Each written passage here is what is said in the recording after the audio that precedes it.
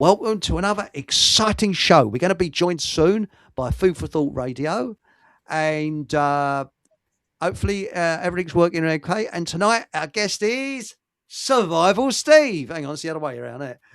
It's funny, I've got to point away from you to point to you. Isn't that weird? So there you are. I'm now pointing away from you because I'm pointing the wrong way as well. You're pointing the wrong way, yeah. So there we are. So we should have in 2 minutes' time, but I think we've got just in time to play your intro tune. Oh, lovely. Yeah, I love it. We'll try, as long as it doesn't go tits up. Hang on, what we got here? Now let's have a quick go here. Come on. Bloody thing, work. There we go. Right. Just bear me a second. I should have got this queued up beforehand. And let's play. Is it started? No? Oh, yeah. See, I can't hear it. It's weird.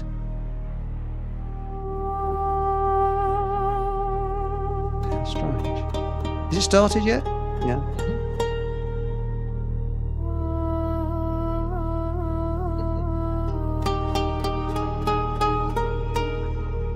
Today's guest is Survival Steve, speaking about how to survive becoming a Wake up your mind.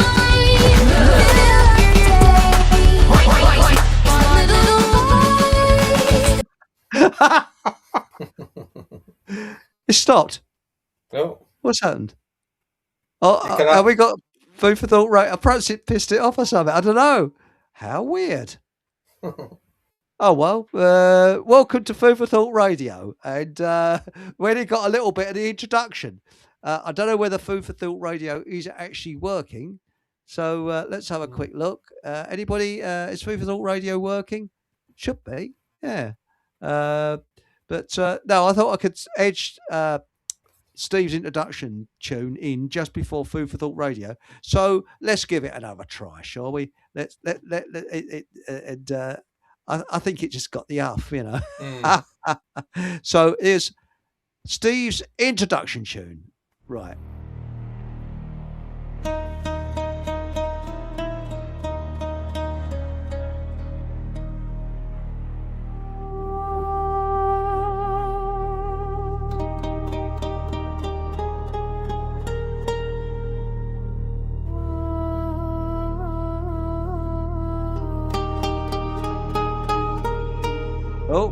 Today's guest is Survival Steve, speaking about how to survive becoming apocalypse.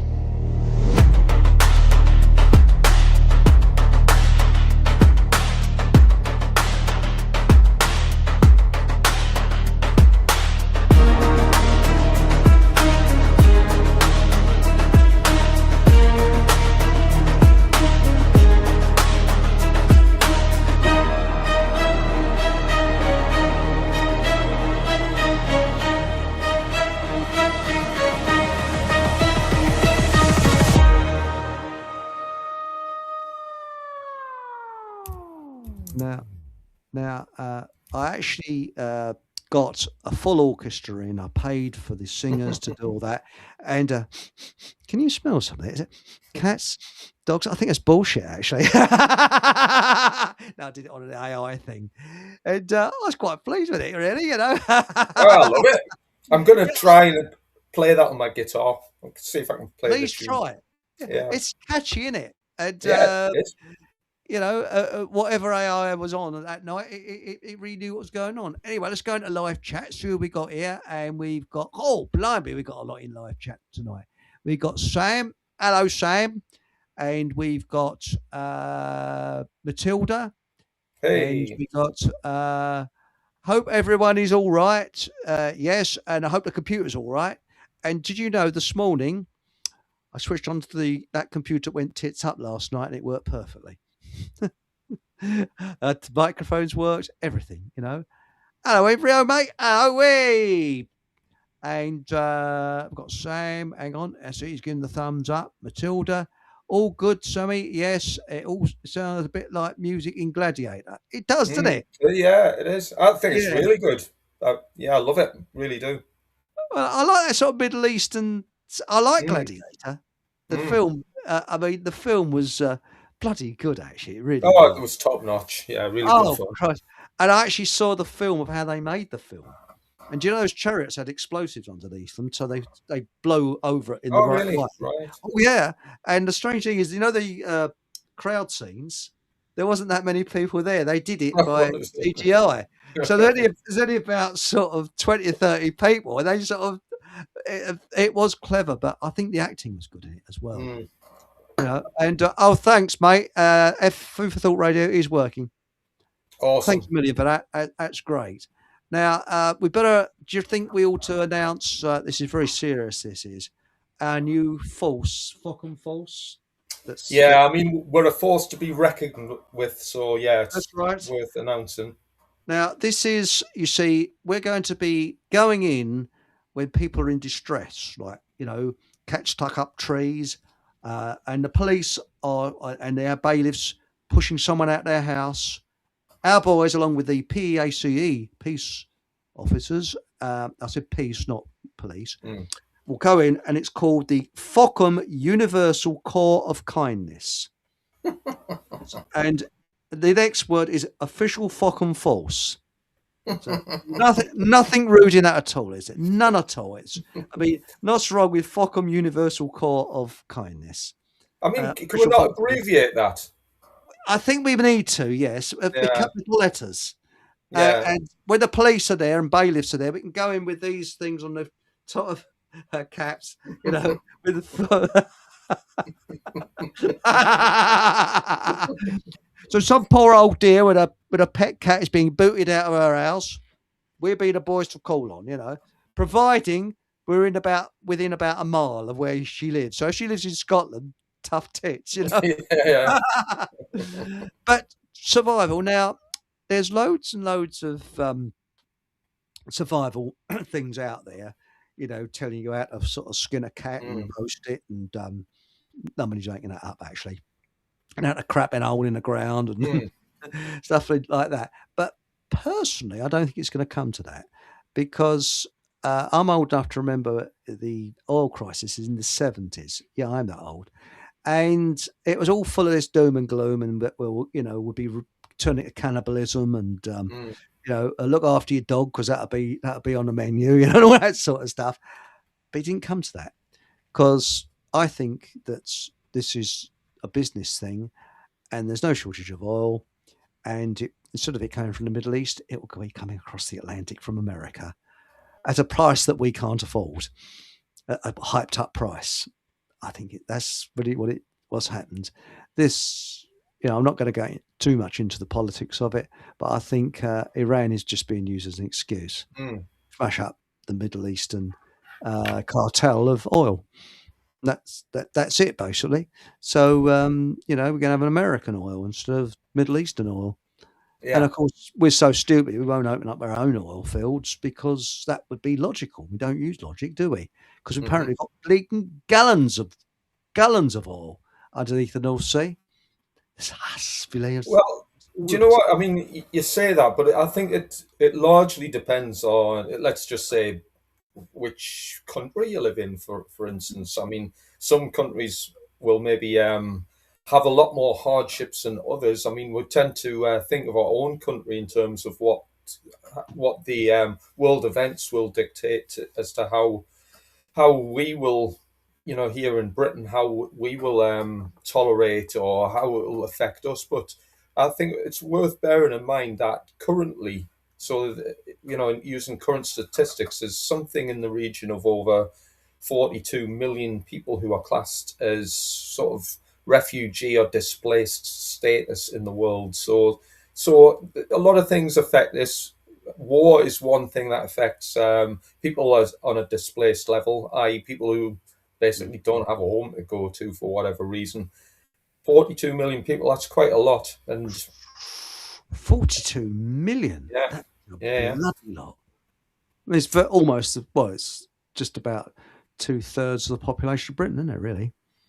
Yeah. And I mean, you could also kind of anticipate, no matter what hardships might come our way, there's going to be some people, probably more so at the lower end of the sort of wage structure, perhaps, people who are in jobs which may not be entirely secure, who could actually face conditions such as homelessness. And that's a realistic expectation for some people in the UK, and I mean that there's obviously homeless people at the moment who have to use some sort of survival type strategy in order to get through each day. I mean, on top of that, I mean, I don't have a great. I mean, I don't have a proper job, so I don't have a regular income, and I forage for wild foods. Not, I mean, I probably can get by without doing that, but I incorporate foraged foods into my diet on a regular basis simply because A, I teach survival, and B, wild foods are free, and also, probably the most important, C, a lot of wild foods have got the best nutrients and food nutritional value that's available. So it stands to reason why not incorporate it in your diet. That's very, very good. And I think that what we're going to cover tonight may help people that are poverty stricken, because I actually think we're going to go back to probably the way, I mean, I wasn't around at the time, but after World War II, immediately afterwards, where the country had worse rationing than during World War II, because we had to feed Germany. And because the Marshall Plan hadn't kicked in, because the Americans didn't want to know until the Soviet Union became a threat. And it's just common practice. People grew their own food. They lived in a house, had a garden. The whole garden was dedicated to growing potatoes and cauliflowers and whatever. I think we're going to go back to that. And I think a little bit of good, and I hope nobody starves, but a little bit of good that comes from bad, which was my granddad's pet saying, is that people will appreciate food more. Because, you walk into a supermarket and you see this cheap shit that's being sold there. People are going to respect food, because it means so much more, and it is relatively easy to grow your own. It's not that difficult, really. And if I grow it, I think other people can. I mean, I dug up my potatoes today. Going to have some potatoes tomorrow, and what else? I'm growing celery. Oh, lovely! Yeah, yeah. And do you know how the way I grow celery? I go into the supermarket and buy their stuff, and I keep the root. Stick it in a jam jar of water. Grows roots in about a week or two. Oh yeah, remember I've got to check mine. And stick it into a pot of salt, and you get some beautiful celery. And it really is peppery. It's beautiful taste. Yeah, lovely. I like celery. So I think that that's a little bit of good. And this idea that organic food, it never used to be expensive, and Victorian and Edwardian farmers were very, very good at what they did. So you didn't really have crop failures as such. So the idea that it was, this artificial fertilizer was, it's fat. No, it kills the soil and it kills earthworms. So that's the reason we're tasteless, shitty food. And all it does, it just boosts the food up. So that's a little bit of good that's going to come from bad. But what I feel for is the poor souls in places like India that might starve. I really am quite concerned about that. Or anybody in this country that starves. So I don't want that, But who knows? I think we should bring back barrow boys. People that are enterprising, grew their own food, and walk around with a barrow, selling it to people. Yeah, I mean, these not only is this good for your dietary intake, but it's also good for our societal needs as well. It brings back togetherness, a sense of purpose, community. I mean. I will always kind of preach on about something called natural law, simply because the laws of creation are the only thing that we can trust to be true and never kind of offer falsity. And the closer we adhere to nature, and not just the natural law of the governance of society, using the behavioral conditions that it kind of advocates for, it's also working close to nature in terms of the seasons, in terms of crop production. All of these things. I mean, a lot of people in the truth community talk about the Great Awakening, which I haven't got a problem with. But part of that Great Awakening, which is essentially an education program to get us on track, to get us to reharmonize and work in sync and in balance with what nature provides. And that's not just the natural laws that nature provides, but also the natural, the natural environment and the foods that nature provides too. I think also it's all very well. I mean, I like what Sam's just said here. Excuse me, not mentioning the rest of your address, mate, Sam, because it is a bit long there. The issue is always the same: the government or the market. There is no third solution. Ludwig von Mises, who I've never heard of, so that's quite interesting. But I think that. Well, a perfect example is you go into the army, you get training. You're trained in, but that training, I mean, I've got no experience of it, but I should think it's very different for when you're actually on the battlefront. When you're on the battlefront, did you find that it was very different to the training, or it just? Some things, to be honest, I'll be perfectly blunt. Certainly the training that we done was excellent preparation, I would say, for I mean, we used to have a motto which I think it's worth for anybody in whatever line of work somebody's in, worth adopting, which was train hard, fight easy. So you train hard, which we did, definitely. Everything about our training was hard. And again, there's no false expectations when it comes to the real I am. In fact, if anything, training was probably harder than the real thing. Really? Because Dad, when they were trained, they had live ammunition they trained with. Seriously? Yeah, we did all the time. Yeah, live ammo. But but yeah, I mean, but you think about it though. People were saying, "Oh, we're going to survive. We're going to do this, going to do that." But as we civilians haven't had any training, it's going to hit us hard, bloody hard. I think.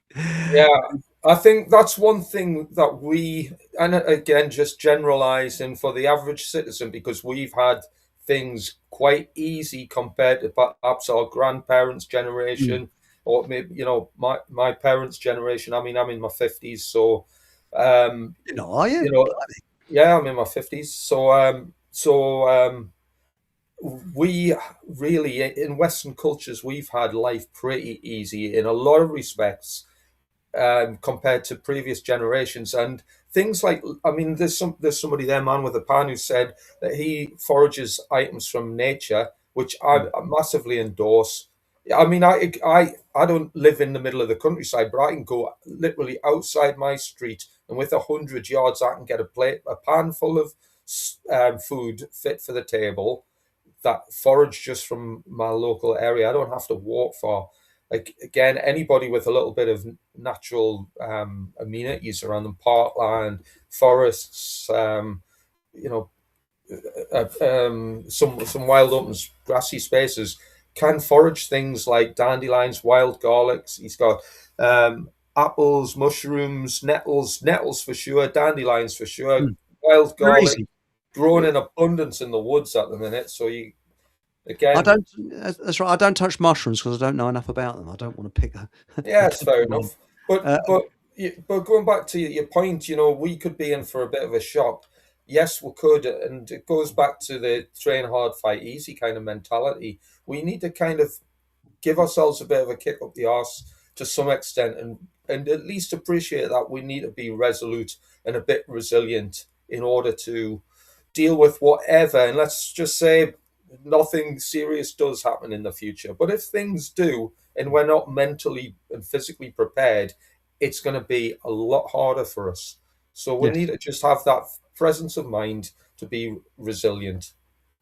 Well, you're spot on there. And Sam's come up with one which says the dispersion of property in land and means of production among the greatest possible number of individuals, and the encouragement of free cooperative enterprise and self-government. Aldous Huxley. Yes, Brave New World, I think he wrote, didn't he? And he was in on what he was in on what was going on. Yeah, probably. I mean, looking at his family connections and stuff, yeah. But the thing is that dandelions are easy to recognise, and you can eat all of a dandelion, providing it's above dog or away from dog cocking level. And same with what do you call it? Stinging nettles. The trouble is, where I live, I know the little areas where there are stinging nettles, and if to recognise a stinging nettle, just get one and bash it on your hand. If it stings, yes, it is a stinging nettle. But they're only good to, I mean, directly you put it in boiling water, the sting goes. And also, directly you fold it up and put it in your mouth, it goes. Yeah, I've done that. I don't get stung mouth, Yeah, if you roll it up tightly like a cigarette, and then, I mean, I wouldn't necessarily recommend eating it like that because A, you haven't kind of got rid of the formic acid in it, and B, the texture's not that great. But yeah, you can. I mean, and nettles, believe it or not, are one of the most nutritious plants on Earth. And if you like spinach, you'll like nettles, and they make great fertilizer. You can use it for string. Loads of uses with nettles. And the thing with nettles is that the Romans didn't trust doctors, so they survived on nettles for years, and they had it as a medicine. And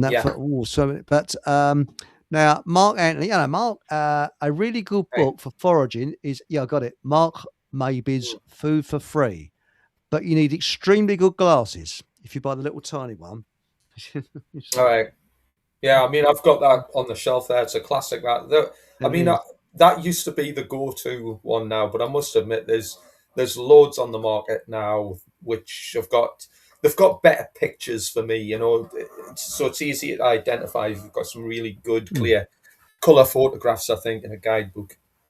Now, earlier, as Embryo, I think it said that he keeps feeling tired. Now, I've had a spate of feeling tired, and I'm wondering whether it's a change of the seasons because we've gone from cold to warm, basically, and then it's going to get cold again next week, if you believe the weather forecast. I mean, today they say it's going to be sunny. Well, yeah, it was sunny from about 6 o'clock onwards, but most of the day it's been bleeding grey, Now, it's been nice up north. That's the trouble, you see. Bloody envious. Down south is all. But nettles are good. Hang on. Ambrose says, and this is our, don't mention anything about buses. It's our transport secretary here, Nettles are good for keeping allergies away too. If you're asthmatic, nettles help keep it at bay. I wasn't aware of that. Hay fever. I sneeze, yes, occasionally, but I haven't got it nowhere as near as bad as I used to get it before I went on this keto diet, And Alice Gorgeous says, nettle seeds are amazing alternative to coffee. Now, I didn't know that. Are they? Nettle seeds give you a bit of I don't want to say it an adrenaline buzz, but they do. They're like a very nutritious, like superfood. Really? Bizarrely, when nettles go to seed, you can eat the seeds, but you should really avoid eating the leaves at that time. Again, I'm not clever enough to know what goes on structurally to the plant in terms of the chemical, the construction, etc. But that's the general rule of thumb. Avoid the leaves when they're in seed. But really? Again, the seeds give you a very kind of like a Red Bull kick. Really? I mean, they don't give you the 2 bob bits, do they? They're not. No. But the thing is that I mean, I guess you get the seeds and make them like in coffee. Do you just pour them in a cup and? I've never done that. I think you can. I've never done that, but I would just eat them as they are. Personally, I mean, I'm not much use in the kitchen, to be fair. So, I just eat them raw. Man with a pan says, just don't pick the nettles. Dog's piss on. Well, why not? It's a nice salty taste, isn't it? It's always a bit salty. That reminds me, you see. I've got a sister that's much, much older than me. And there's this like little doll that my parents must have got her when she was young. Don't know where they got it. And I somehow, when I was really young, I don't know, this thing, I used to suck the top of it because it was all nice salty taste. And my sister said she did the same. So where it got its salty taste from, who knows? You go, stop sucking the top of that down. Now, Alice Gould just says, young, bright green leaves are best. Yeah, pretty much for most plants. Especially get the young spring growth. Cut the bits off the top. You don't necessarily have to pick the whole plant. I mean, in terms of nettles, if you can get nettles, for example, under like 6 inches or so or just collect the tips from the top of a more mature plant. That's kind of what you want. Oh, that's interesting. And I'll tell you something else. Now, Alice Gorgeous says, nettle seeds get the housework done super fast. Well, actually, they used to, I don't know whether you're aware of this, but with dandelions, the dandelion roots, if you dry them out, if you use the oven, say, and you cooked them, and you put the dandelion roots in your oven as it's cooling off, dry them out, they called it Confederate coffee, because the Confederate army, who were poor, used to make coffee from the dandelion roots. Yeah, in the American Civil War. And do you do that? Oh, yeah, I still do that. What do you dry them out and just dry them out, crush them? I mean, cut them up into bits, dry them out. Best for me, it's easier like you say, in the oven on a low heat till they're crumbly. Yeah, it's a bit like chicory coffee if anyone's had that. I mean, dandelions are very nutritious, by the way. Speaking of dandelions, some people call them like the cosmic plants, simply because when they've got the yellow flower, well, that resembles the sun, and when they go to seed, it's like the white ball of the moon.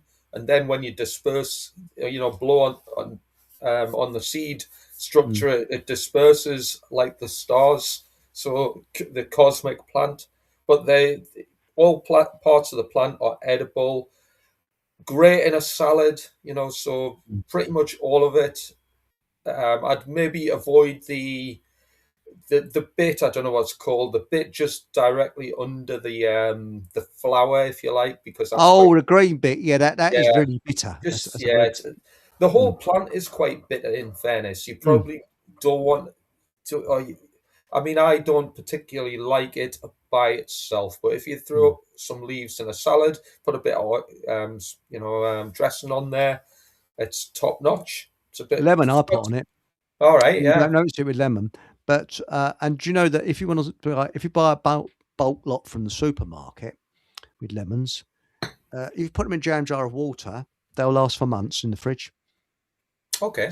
Yeah, and that's how I get the lemons to last, because the ones I buy unwaxed lemons, they don't last a week hardly in the soup in the fridge.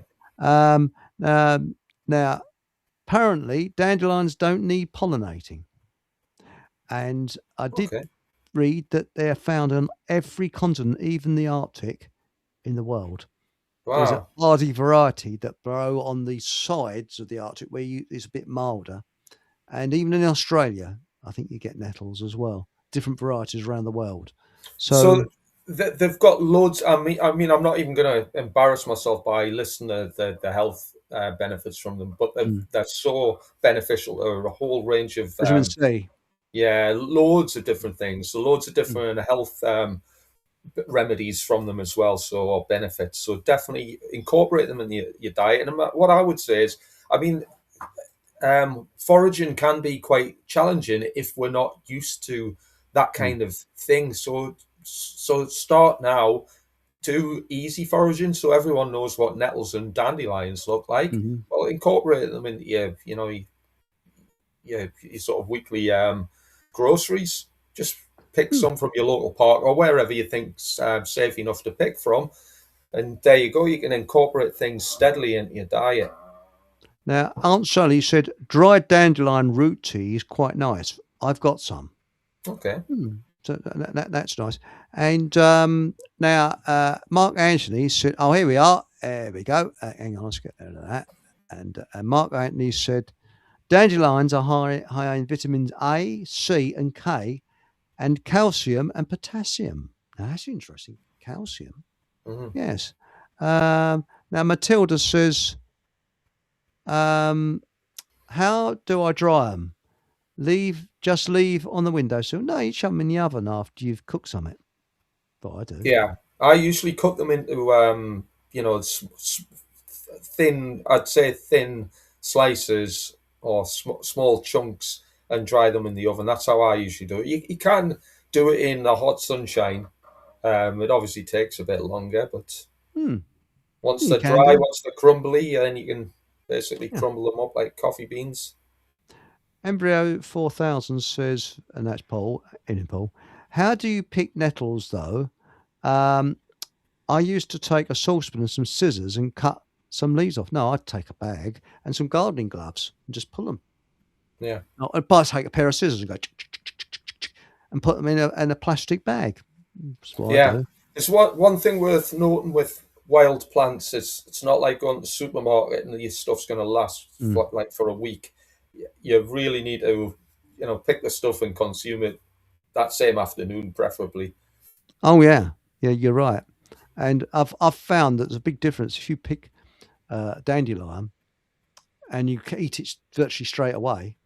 There's a big difference to leaving it for a bit for a while. It goes all sort of, all floppy and that. But yes, and what's it now? Or it says, or use sunshine to dry them out. Hence, sun-dried tomatoes.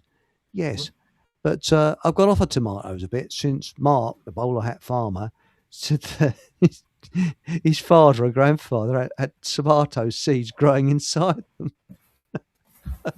It can happen to some people because I think it's according to gut biome or something like that. Normally your gut just burns it all up because it's really strong acid in your stomach. Oh, it'll melt. It'll burn a hole in a carpet. Your stomach acids. Now it says here, hello, as Morin. Hello, Morin. Hey, hi, Chris and Steve. Are you? How are you doing? Is it your birthday today, Chris? Yes, it is. Is it? Yeah. Hey, cheers, mate. Hi, Morin. But 1 o'clock this morning, years ago, my mother was going, and this is true. When I was born, when I popped out, sorry, I can't do it like that. I can't do it. I don't know why. I normally can. My mother, probably told you 1,000 times before, eased herself at the same time. So my first experience of Earth was head first. Oh dear! Straight out.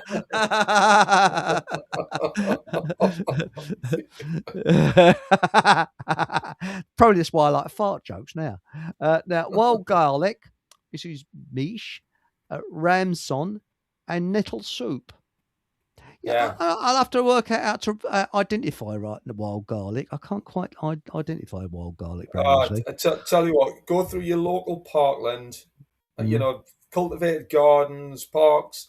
Usually, in a shaded area between trees, you'll probably see heaps of them growing like a carpet, and the smell will give them away. I mean, I will say you've got to be careful with wild garlic simply because some of the plants that grow in and amongst them can be some of the worst plants you can pick. Poisonous, yes.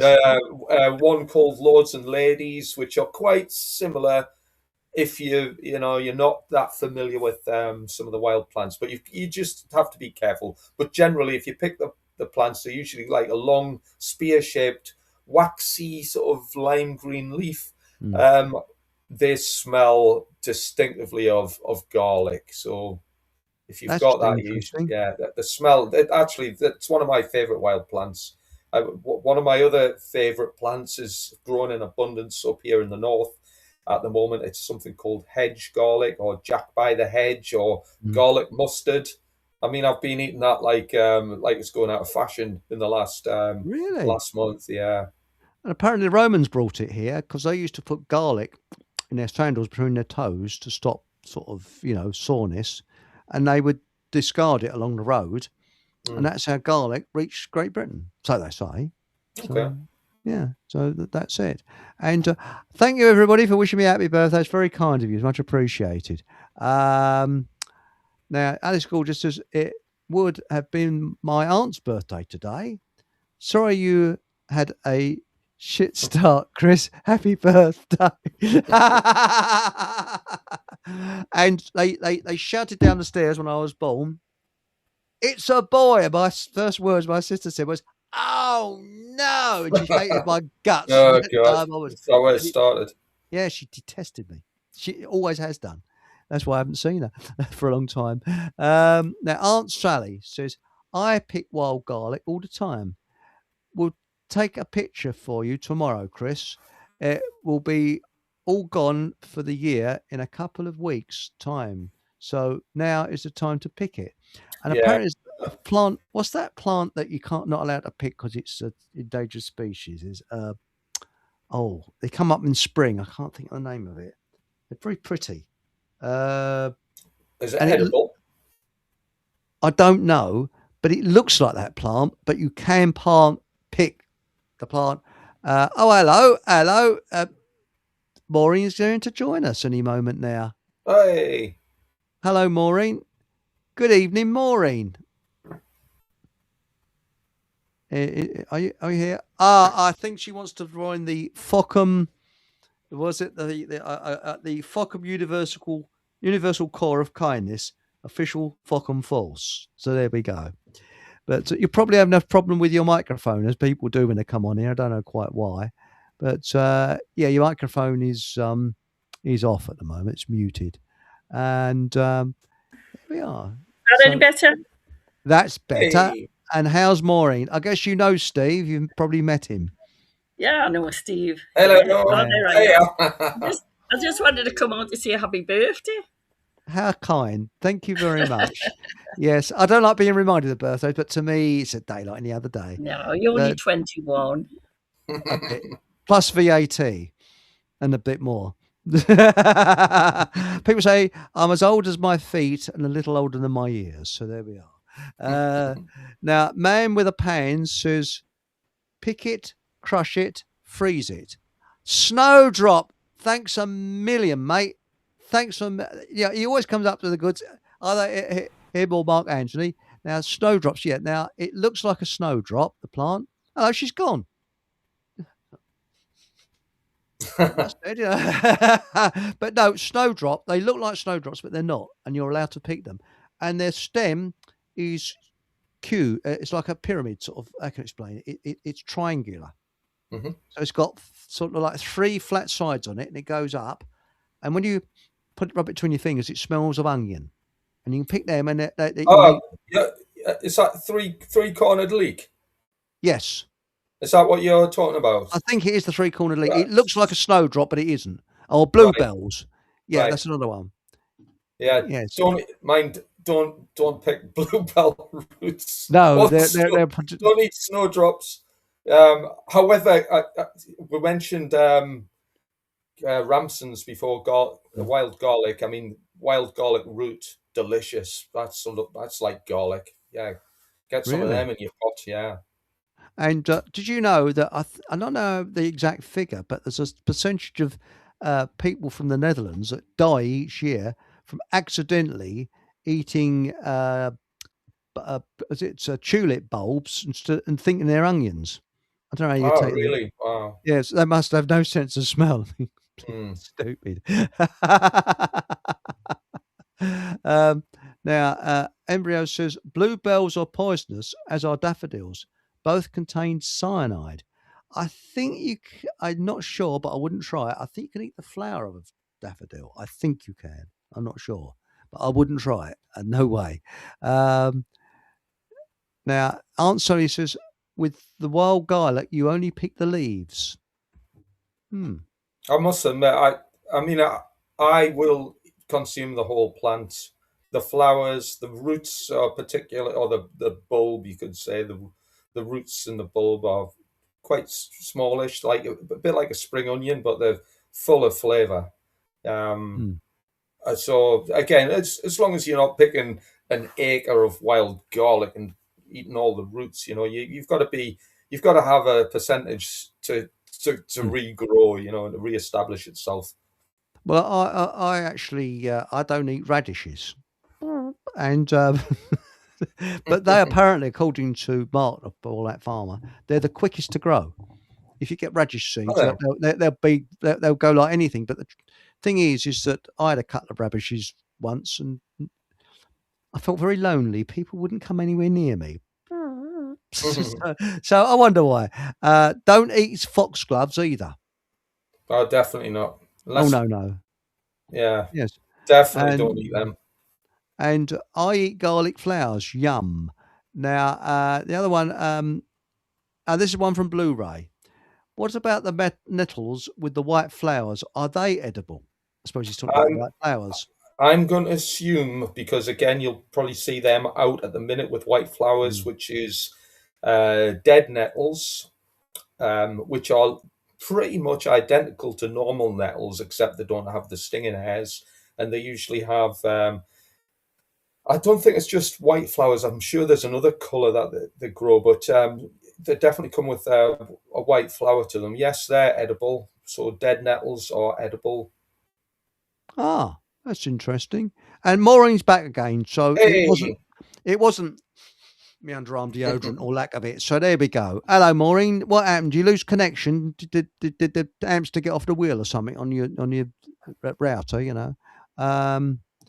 Now, Aunt Sally said, where I live, Chinese people turn up with carrier bags and literally pick all the wild garlic until it's gone. It only grows about a month. I only pick what I need. Yeah, I mean, it's wrong to pick things till it's till it's extinct. I mean, that's completely shocking. I mean, I don't know don't know how hungry the people are in that community, but it's wrong to pick everything. Right. With dandelions, though, they multiply like anything because all the seeds blow in the air. So that's what's on. Hello, Maureen. You're back. What was it? Something we said? Was it that fart joke? My computer unplugged. My battery's dead. Oh, I see. My battery's knocked. So if the plug comes out, that's it. I've had it. I thought it was a fart joke. I'm not going to steal your show. I'm just saying happy birthday. But I didn't mean to disappear so quick. Hi, Steve. Hi, Morin. I was before you went. I was going to say I like your new hairstyle. I do as well. It's nice, isn't it? I haven't seen you for a while. Well, no, the picture on my YouTube thing that's been doctored by ChatGPT. I'll have to check it out. Yeah.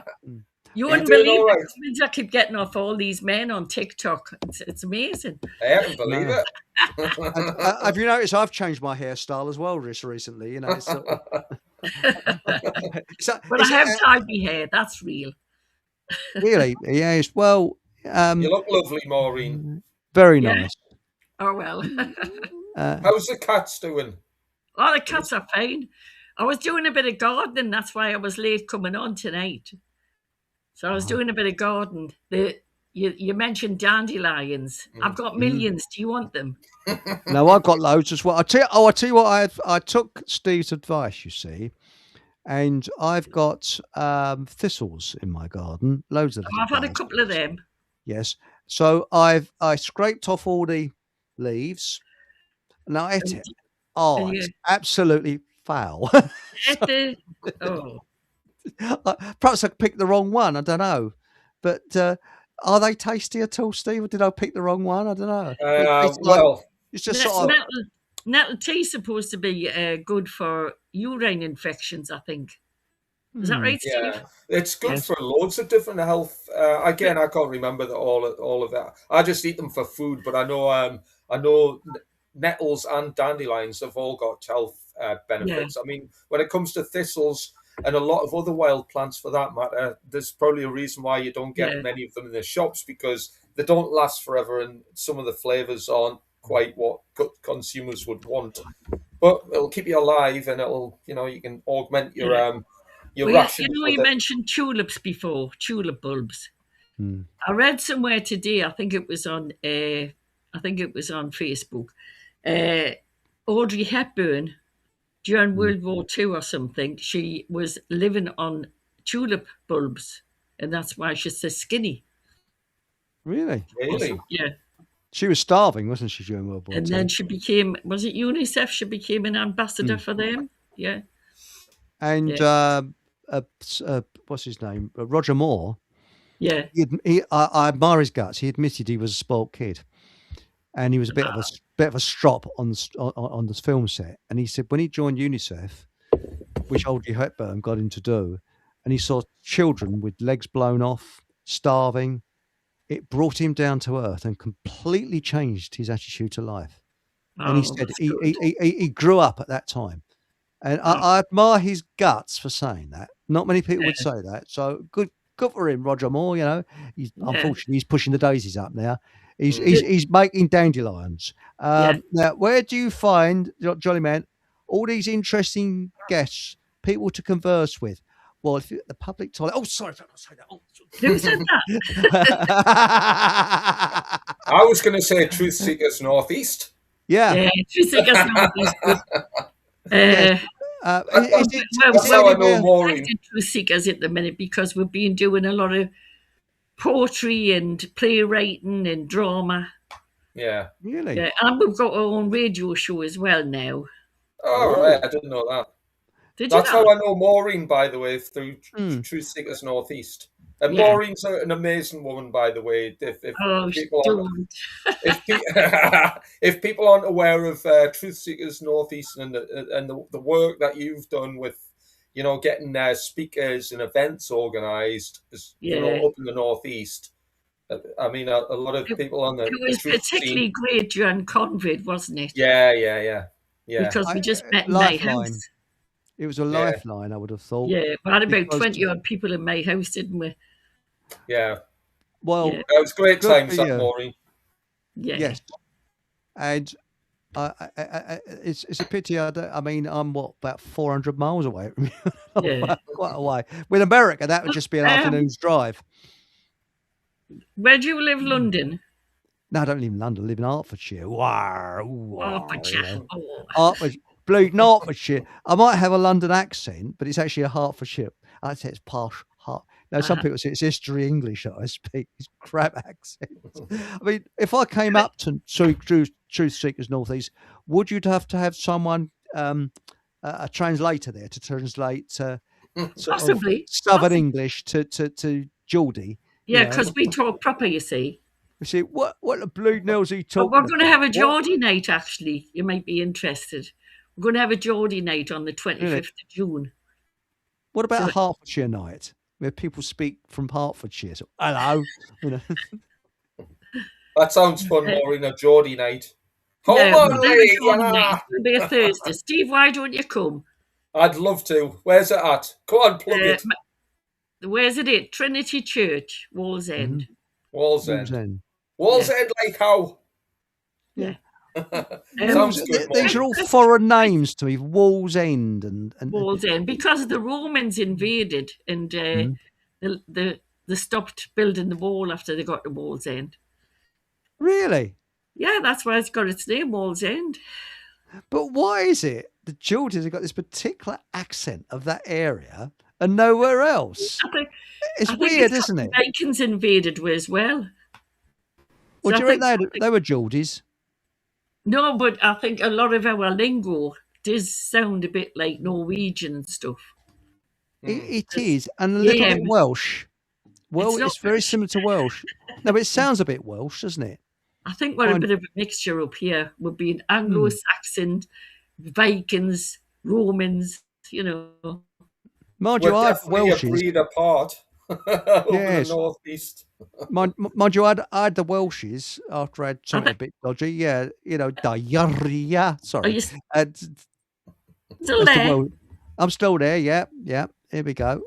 Now, so Jolly Man is joking here. Says nature is rubbish. Everyone should take petroleum-based alternatives. Jolly Man said comfrey knit bone. I'm not going to ask your age, but it's my birthday. It's your birthday. I'm not going to ask your age. It's It's my birthday next month, and I'll be sickening. Hang on, I didn't quite catch that. You said it's my birthday next month. I won't ask your age. June. So you're Cancer the Crab. No, hang on. What comes after Taurus? I'm Taurus, full of bullshit. Next month. Hang on, you're breaking up. In June. Yeah, we got you June. That's about as far as we got. But what star sign are you? Gemini. Oh, you're Gemini. And what about yourself, Steve? When did you pop into the Earth onto this Earth? November, so I'm Scorpio. Scorpio. So I've got a stinging a tail. Stinging a tail. Yes. Now Alice Gorgeous says, Maureen, my ancestors were Vikings. Sorry about that. And so were my ancestors. The reason why is I've got a funny finger. See the funny finger? Look. Oh yes. You got that finger. I think we discussed our toes once, didn't we? That's right. Our toes. What's this? Well, no, because I've got too many teeth in my mouth, and the Vikings had that as well. Oh, and funny toe. Oh, that was it. My big toe. My grandchildren have got too many teeth. Yeah, and my big toe is a bit short. That's another Viking thing. So yeah, well, that's what I've got. Yeah. So you're definitely Viking. Did you know the Vikings spoke with a Brooklyn accent? Seriously. Toe is bigger than my big toe. Your what? Your second toe? Yeah, I'm like that. My second toe is bigger than my big toe. Yeah, that's a Viking trait apparently. And the reason we got that finger, that's what I'm. Sorry about my fingernails. I've been gardening today, as you can see. The bit of the, you see, I didn't get the old brush on. I've been gardening today. You notice by all the crap all around my fingernails. Oh, sorry about that.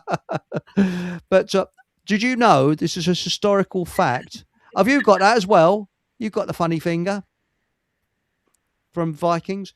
Did you know that Vikings spoke with a Brooklyn accent and had fantastic hair? Did they? Yeah, because I've seen the film The Vikings and they spoke with a Brooklyn accent. And Tony Curtis's hair was immaculate throughout the film. So the Vikings must have, when they came across the seas like this, they must have had hairstylists, you know. Because, you know, when they landed in Northumberland, one of them said, okay, kill all the women and rape all the men. The bloke said next to me, he said, hang on, then you got that wrong way around. He said, you play it your way, ducky, I'll play it mine. So there we go. Now, the Jolly Man says, Vikings use rose quartz to determine the position of the moons. What we're talking about, well, they're mooning as well over the side of the ship, locations were not visible in the sky for navigation. Clever people understanding the nature of the Earth realm, and Polynesians used to be able to read the sea and know where they are by the way the sea was current and that. They actually could read it. Fascinating. Alice Gorgeous says, my teeth are overlapping. I had 4 extractions and a metal Mickey brace. They called me Jaws at school.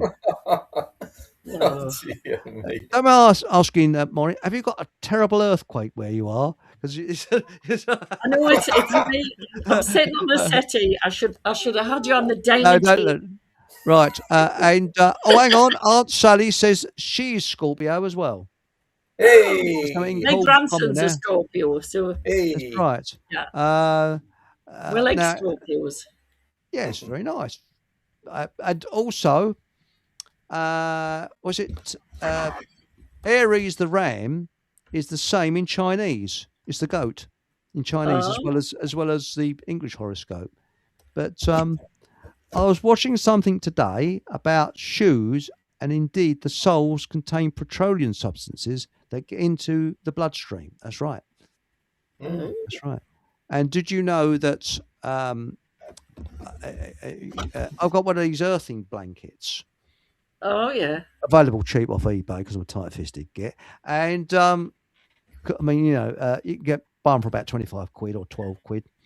I got mine cheap because, as I say, I shop around. And did you know the bloke that discovered it was ill, and he used to spend a long time with the North American Indians. And he went into one of their tents, and the woman said, "Take your shoes off." She said, "Sorry." She said, "Take your shoes off." This very elderly woman. And she said, before 1960, there was never any problems with illness with these Indians. And then suddenly they had invented synthetic soles, and people started to become ill because they were not earthed on the soil. But the trouble is, in this country, I mean, how the bleeding hell do you earth yourself mid-January? Crazy. Changing the subject, can I just tell you, I've just ordered this great book off Amazon. And it's all about the injuries caused by certain jab. Really? And it's called The Fallout from the Rollout. Wow. Who's it by? Who's it written by? It's a woman, I think she's called Caroline Power. It's $13.99 on Amazon. So my daughter's already got it. My copy comes on Wednesday, and it's everybody. It's victim stories. That will be interesting. It's very interesting, yeah. Because as far as I know, I might be wrong, but where I live in a cul-de-sac. I think I'm the only person that hasn't been jabbed. Yeah. Well, you'll have the street to yourself soon. Sorry? It could be on your own. Yeah, you'll have the street to yourself soon. I think I will, actually. Well, when you see how people are howling, I mean, I don't know whether any of my neighbours are club watching in, but tough tits if they are. But there's a couple that's got pacemakers been put in. Yeah. An elderly couple, both of them, male and female, have got these pacemakers and have to go back every couple of months and have them charged up. And then there's someone with high blood pressure. That's another sign of the old age. And turbo cancers. Sorry, what was that? Turbo cancer. Yeah, that as well. And a lot of rheumatic problems down here. I don't know quite what it is about rheumatism. But I did have arthritis for a little while. You're too young for that. Well, thank you very much. And Miles cured it. Seriously. I was cured Who cured it? This is Miles Fleetwood, Dr. Flowers Fleetwood of Abbey Health Foods in Waltham Abbey. Marvellous doctor. Oh, right. Don't have to make an appointment. You just walk in his shop and there he is. And he's fully qualified in acupuncture. What else is it? Loads of other qualifications he's got. Now, Embryo 4000 says, I can read the sea. When I start seeing turds in it, I know I'm near Grimsby's. Oh.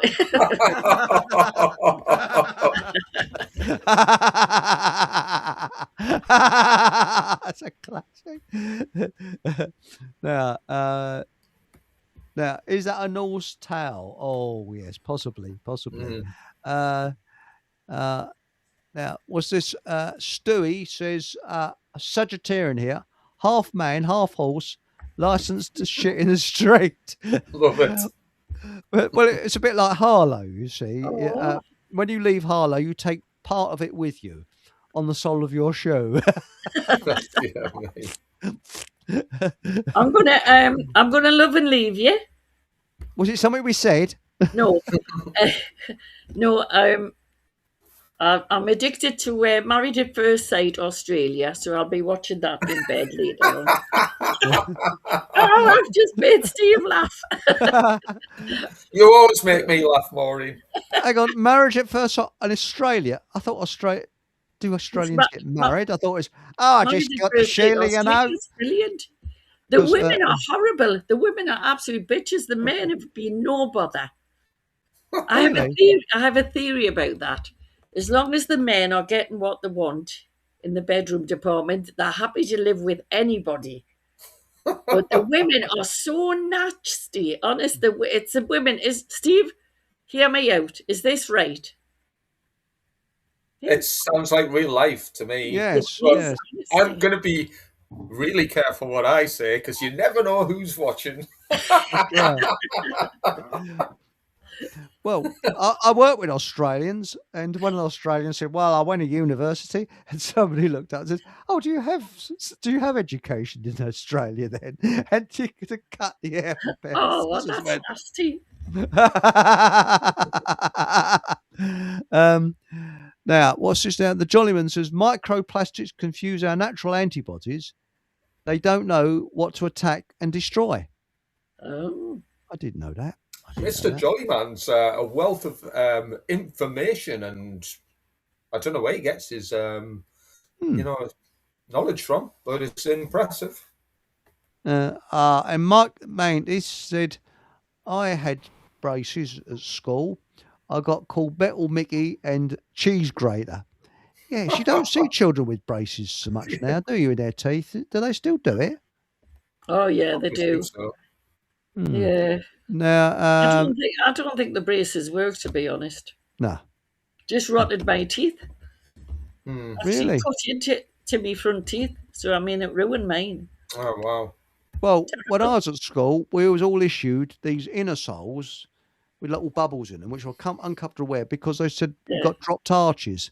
It turns out that all the children had dropped arches. Why? Because they got a job lot of these inner soles. And somebody's making a backhander somewhere. So there we go. There you go. Now, what about Mish says, what about the 13th sign of the zodiac? Yes. O-P-H-I. That's interesting because Ophiuchus. And that as well. Yeah, my daughter Dawn, who Steve knows, she swears she's the 13th sign. Really? Yeah. That's interesting. Because you know that April the 1st was the beginning of the year one time, wasn't it? Mm-hmm. That's why it's April Fool's Day, because the people who wouldn't follow the new system were called fools. That's right. Yes. But so was it? So love at first sight or stray? Because I ain't got to tell you. See, I don't see these things. Married at first sight. Or marriage at first sight. How many last? I mean, you're lucky if 1 out of 10.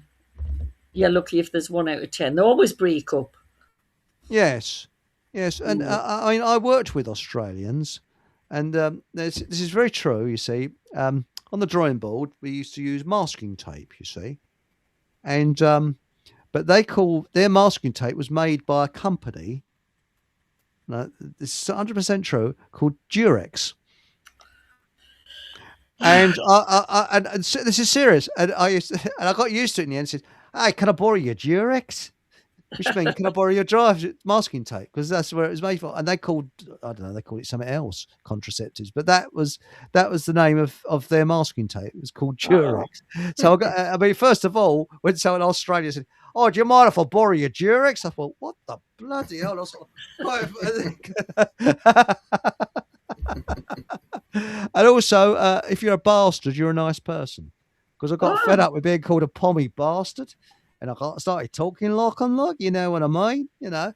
And, but the other one is when they raise their voice at the end of a sentence as if they're asking a question. You know, I got up this morning, I go down the road, and you think, you know, I got here to work really early, you know.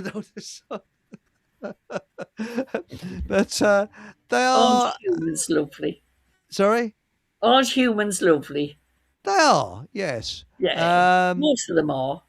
Well, yeah, except for the psychos. They're not. Yeah. Yes. Now, I'm going to let you.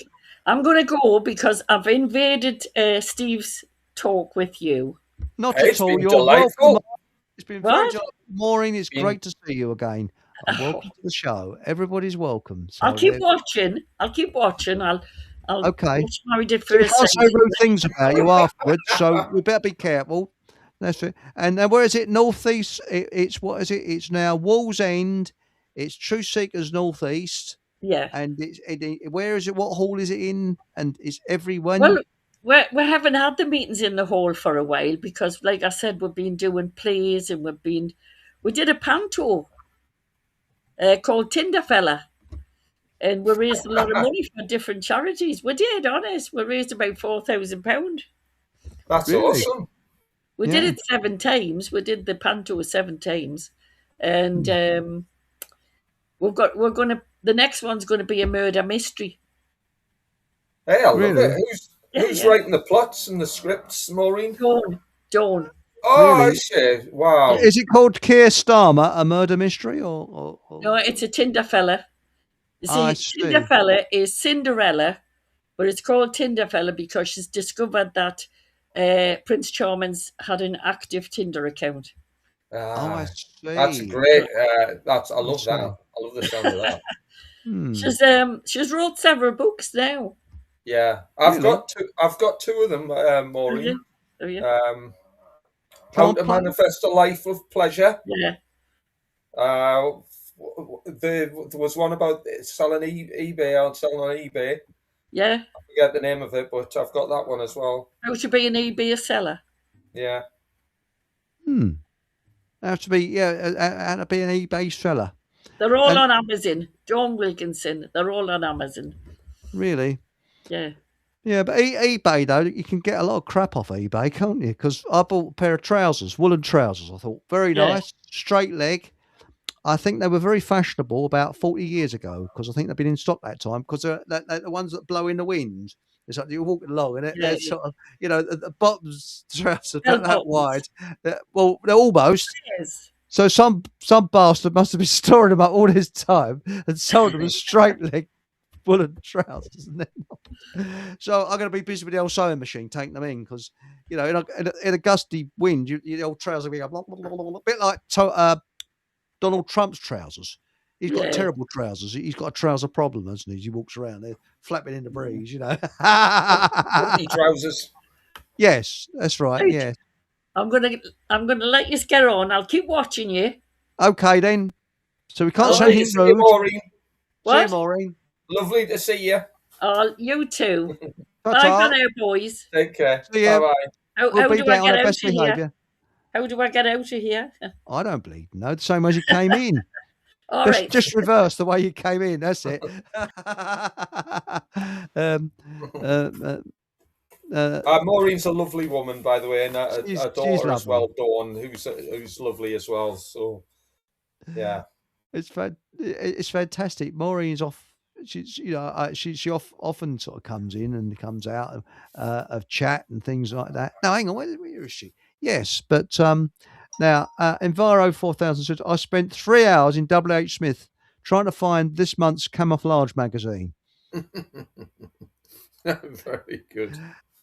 Did anybody, when you're in the army, saying, and the camouflage squad, I didn't see you on parade this morning. Thank you, sir. Sorry. Did you ever see that Woody Allen film where it's about survival? He's in the jungle. Now, I don't normally like Woody Allen. I don't find that funny. But this was called Bananas. I think it's one of his first and one of his funniest. He said, the first rule of jungle warfare is camouflage. You see this bush sort of moving backwards and forwards like that. And it moves. And you see it open. And it's Woody Allen. He closes it again. And suddenly you see the back view of a bloke come along, unzip his plastic. Oh, dear me. Peas on the bush. Now, was it? I'm wearing camo this summer. Now, Mike Mantis says, my granddad was killed fighting Germans on the beaches of Normandy. And since then, Grandma has refused to go on another package holiday.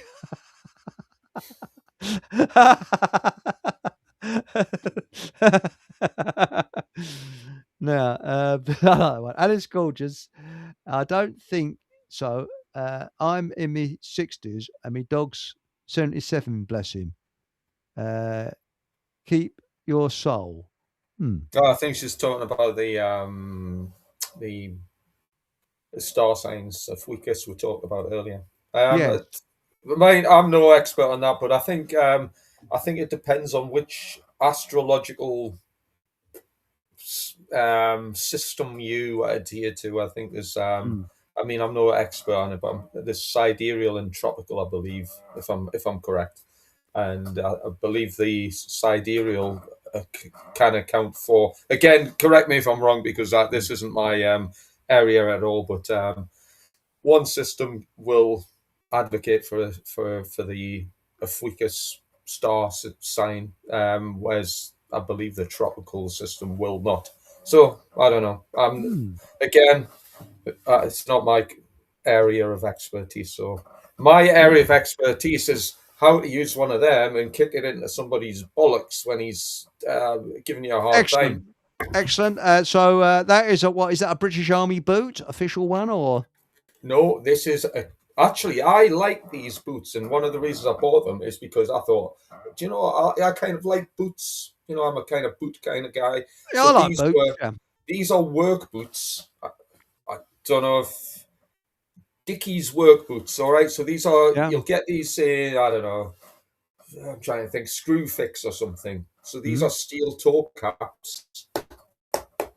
And one of the reasons I got them is they're cheap. They look quite, reasonable for going down the pub, but they carry a bit of power in a punch, so to speak. So if you want to, part of what we can talk about tonight is self-defense. If we want to be able to defend ourselves, that's right. Guess what? You don't need to be a ninja. You don't need to do 10 years of kung fu training. Get yourself a pair of steel toe cap boots. Kick somebody in the ankle, the kneecap. Or the ghoulies. The ghoulies can be a bit of a, if you miss or somebody beats you to, sees it coming, you could compromise yourself a bit. Kicking somebody in the ankle or just above the ankle on the inside of the leg hurts like buggery. And if you've got some powerful footwear with steel toe caps, you're gonna end somebody's capacity to aggravate you. Let's put it that way. Well, I tried Screwfix, and it's a bloody useless dating agency. Because all I got was a set of screwdrivers from there. So if you're looking for someone, if you're a bit lonely, don't go to Screwfix. Mind, having said that, speaking of Screwfix, I mean, this isn't Screwfix because this is from Wix, but you can get decorator's cork or instant glue or any, loads of different silicons in a container like that. And I'm sure you've seen these before. You need a special sort of silicon gun to use this stuff. Yeah, I've got one. If you've never seen it, you cut the top off with a sharp knife, you put it in the glue gun, and you squirt it away. Anyway, these are quite hefty. And one of the reasons I'm picking this up, because you'll get one of these at Screwfix, they're really hefty. You'll notice that they fit in the hand nicely, but again, a clobbering item. You want to have something that's not really a weapon, but it can be used as an effective weapon. There you have it. You can carry. Wow. So here's what you can do with this. Have one of these by the front door. So you've got an uninvited guest who's not there for the best of intents. Well, guess what? A bit of decorator's cork around the back of his bunt is maybe going to make him think twice about making an unwanted. That's a bloody good idea. And I got one that's gone hard, so it's bleeding useless. So I can stick that near my front door. Perfect. And now we got now. Thank you very much. Questions, please put in capitals because I can pick it out much easier. So thanks, Alice Gorgeous. It's very kind of you, Steve. If you could organise everyone in England, which one action would you employ to thwart the common enemy? Right. I mean, one of the simplest ones is pitchfork action, simply because I probably don't need to explain how to use it and which direction it needs to be pointed at. However, because we're not quite able to organise, I'm speaking generally, because I know there's a lot of truthers out there who want to do something of whatever nature to turn the world into a better place. However, we seem to be lacking that ability to be organised and united. So, unfortunately, what would be called the physical component of fighting power, that's pretty much a no show for the truth movement. So, what we're going to have to do is box clever. Again, you probably already understand, if you've heard me before, that I advocate for something called natural law, the non-aggression principle, determination by understanding self-ownership, valuing self-ownership, and understanding the occult principles, the hidden dynamics of human behavior. Again, these are things that the truth movement still needs to learn in a lot, more detail. The governing dynamics of the universe is what natural law is about. And if we understand how the human mind works, which is in partnership with how the outer world works, what's known as the microcosm and macrocosm relationship, then we understand the secrets of the universe. Then we understand our place and how we can achieve betterment. Again, unless we want to go down the pitchfork route, natural law and understanding the occult principles behind it is the key to success here. And that comes from me as a 25 years plus in the military. This is my military strategic doctrine coming out here. Learn the occult, learn natural law. That's interesting. I mean, what do you think of that idea of an intermediary idea where we have a force to protect us? Because I think we need it. As I said earlier about, some poor old dear who decides not to pay her council tax, and then the big boys come along. She needs protection. She needs men to protect her. Massively in favour. I mean, we need to go down that route, I think.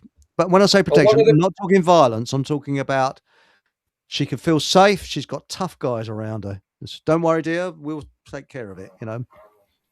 Well, one of the key features of natural law and the occult, and a lot of people are scared off as soon as you mention the word occult, they just think demonology or Satanism or something like that. They never think about moral philosophy, because that's the area of the occult that I advocate for, is moral philosophy, occult philosophy, relating to things like autonomy, liberty, anarchy even. Again, so a lot of people are triggered by that word, anarchy. That simply means no rulers, because it means we've mastered our own ability for self-governing behaviors. And if you can achieve that, what we've done, again, I'm not wanting to go down a massive technical route here, but if anyone was familiar with what's known as the Kohlberg's ethical principles model, you'd realize that when you can govern your own behaviors and you can reach an understanding of non-aggression, and put that into the principles of how you engage upon the natural world, then you've established yourself above anything that government and law and order can ever provide, which is all designed to subjugate people. The closer you look into it, government and the police, for example, are there to impose restrictions upon how people engage upon their lives, to take ownership of it. And if we can come to a better moral understanding of these principles, this is all what the occult teaches. All of these things are what's known as the occult. And if we can understand and learn these things at a societal level, government pretty much have become rendered inoperable, that they're no longer required. And again, I agree with you. Some sort of force, I'm just going to say some sort of force, some sort of organization, some sort of group who can be there to do a similar role to what, let's just say, what the police do, which is what it should be there for, is to prevent, people, committing crimes against each other. The peace, is it the peace force or the peace constables? Yes, they could do a similar role. They could do a similar role, but as long as it's on a voluntary basis. I mean, for example, I'm not going to pay the peace, whatever group this is called, I'm never going to pay them a penny worth of what would be known as tax, because all tax is theft, and I don't engage in, You are spot right on, absolutely spot on there. But I agree with you. By the way, Mark Anthony said, somebody told me that evaporated milk mixed with urine can bring people back from the dead. I didn't know that. But I don't believe in reincarnation. That's a classic. Sorry. I had to read that one out. Right. That is a brilliant one. I like that one. Now let's have a quick look here. Blue Racers. The police are out and about, I think, in force lately. They do not support the people. No, they don't. Yeah. Oh, wait a minute. I've got a present for the police. Right. This is what the police represent. Custard, because that's what their guts are full of custard. Custard guts. That's what the police are. I mean, if I was being more personal, I would call them an absolute bunch of the highest order of scumbags. But that's if I'd love any serving police constable to show me the contents of their stomach. Custard guts. That's what they are. And I'll tell you something else. That tube of cork or mastic, I think that separates the men from the boys, doesn't it? That definitely separates the men from the boys. I mean, that makes time. That makes my Sharpie look like a bleeding bit wimpy, doesn't it? I mean, that really does. I mean, if you want something else, another one. I mean, you'll recognise this, I'm sure. I've folded it over. Do you recognise that? No, I don't actually, because your camera's getting a bit blurry, actually. I don't know quite what's happened to it. Okay. Well, this is domestic wiring. So yes. So I see what it is, yeah. This is 2-core. Oh, yes. This is what you use to, wire lighting and what have you, light switches. 2-core house wiring. Right. Flexible. Lightweight. You can fold it up. You can twist it. And that makes, I'll just demonstrate, a nice little clobbering stick. Yes. Or if you're going to extend it, so let's extend it. I mean, I'll keep it fairly short because my camera's only got limited range, but you can extend that further. Then you can wheel that around. You spin it, that, trust me. Bloody hell. Somebody with that's going to, you're going to think twice about tangling with somebody who's carrying some of that. And so, it could be like, you could say it's a Hawaiian greeting, someone. So please call it. So it's the way Hawaiians greet each other. Do you remember that program? I couldn't stand the film, it's crap, but The Addams Family with Lurch. And there's a big bloke. And the kid, there was something happening at school, needed to be sorted out. And she said, we need to see the school board man. Do you think he could come and visit us?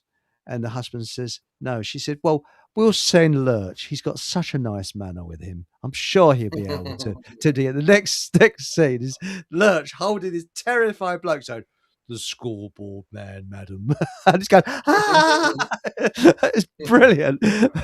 But now, Mike Mantis, Alice Gorgeous, says, what about a national strike? Would the nutters just ramp up martial law? It won't work because nobody's in solidarity. And people are frightened of paying their mortgages. So, I don't get paid mortgage. A lot of these things might sound good in principle, but in reality, I mean, at the minute, unless I'm missing something, unless I'm completely off the mark there, I don't even think what we understand as the truth movement, and again, I'm not trying to slag anybody off here, but the truth movement couldn't even muster up a national, between themselves, a solidarity strike at the minute. As far as I'm concerned, from only gauging from what I've seen in terms of their abilities, motivations, and current kind of understanding on things.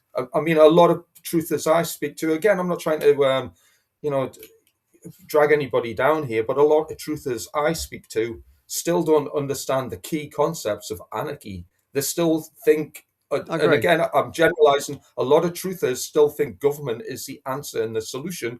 If we can get a better government, if we can get a better leader, I mean, I've got to say, at this stage in the game, if you can commit genocide upon your own nation and conduct some of the stuff that's been going on in countries in the Middle East, for example, and what's going on in places like Iran, all the other things that are coming along with it, and not to mention the stuff that's seen the light of day, such as the sort of trafficking in Epstein Island stuff. And again, this isn't anything new. I mean, if anyone's familiar with something called the Rains List, or Cyril Smith or Leon Britton or many, many others who were convicted. And these people are monsters, and we're still funding them, and we're still looking to them for solutions. This means that our minds are in. We may as well just fill our heads with peanut butter if people are still at the position of thinking that government or a better government is the answer. It's right. Almost borderline delusional. This is delusional thought process, as far as I'm concerned. Because we're born into this world. I mean, I used to believe in government. You probably did when I was younger. Of course, and the thing is as I've said many times before, it's like thinking that you can actually get all the entire mafia to convert over to Jehovah's Witnesses. You never do it. Yeah. And the perfect example was the Yellow Vests in France. Now, the Yellow Vests were fantastic because they didn't have a leader.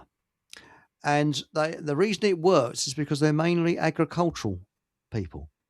And you notice farmers are individuals. They have to be. They have to think for themselves. If you're out on the bleeding moorlands and there's a sheep dying or it's trapped, you've got to do something about it. And you've got to think for yourself. And this is why I like farming folk, because they are individualists. Now, the Yellow Vests worked, and the government wanted to speak to their leader, and they said, we haven't got a leader.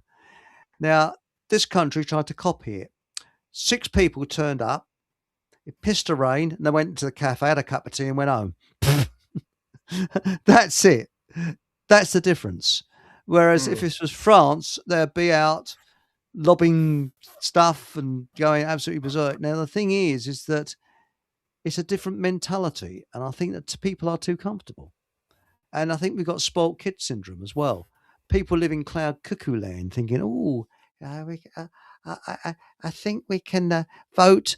I'm sick of hearing about Rupert Lowe. I'm absolutely that man. I'm sorry. Yes, he's telling people what they want to hear. Tony Blair told people what they wanted to hear. And look what happened. They're all actors. And the real fact of the matter is they're a mafia. And we just got to get the head of the snake. That's the real fact of the matter. Because they, to me, look like the child catcher in Chitty Chitty Bang Bang. I think it's Peter Sellers actually the part. Come on, sweet. Here's the sweeties at election time. Come on. And my uncle summed it up. He said, the goodies are always tomorrow, never today, and tomorrow never comes.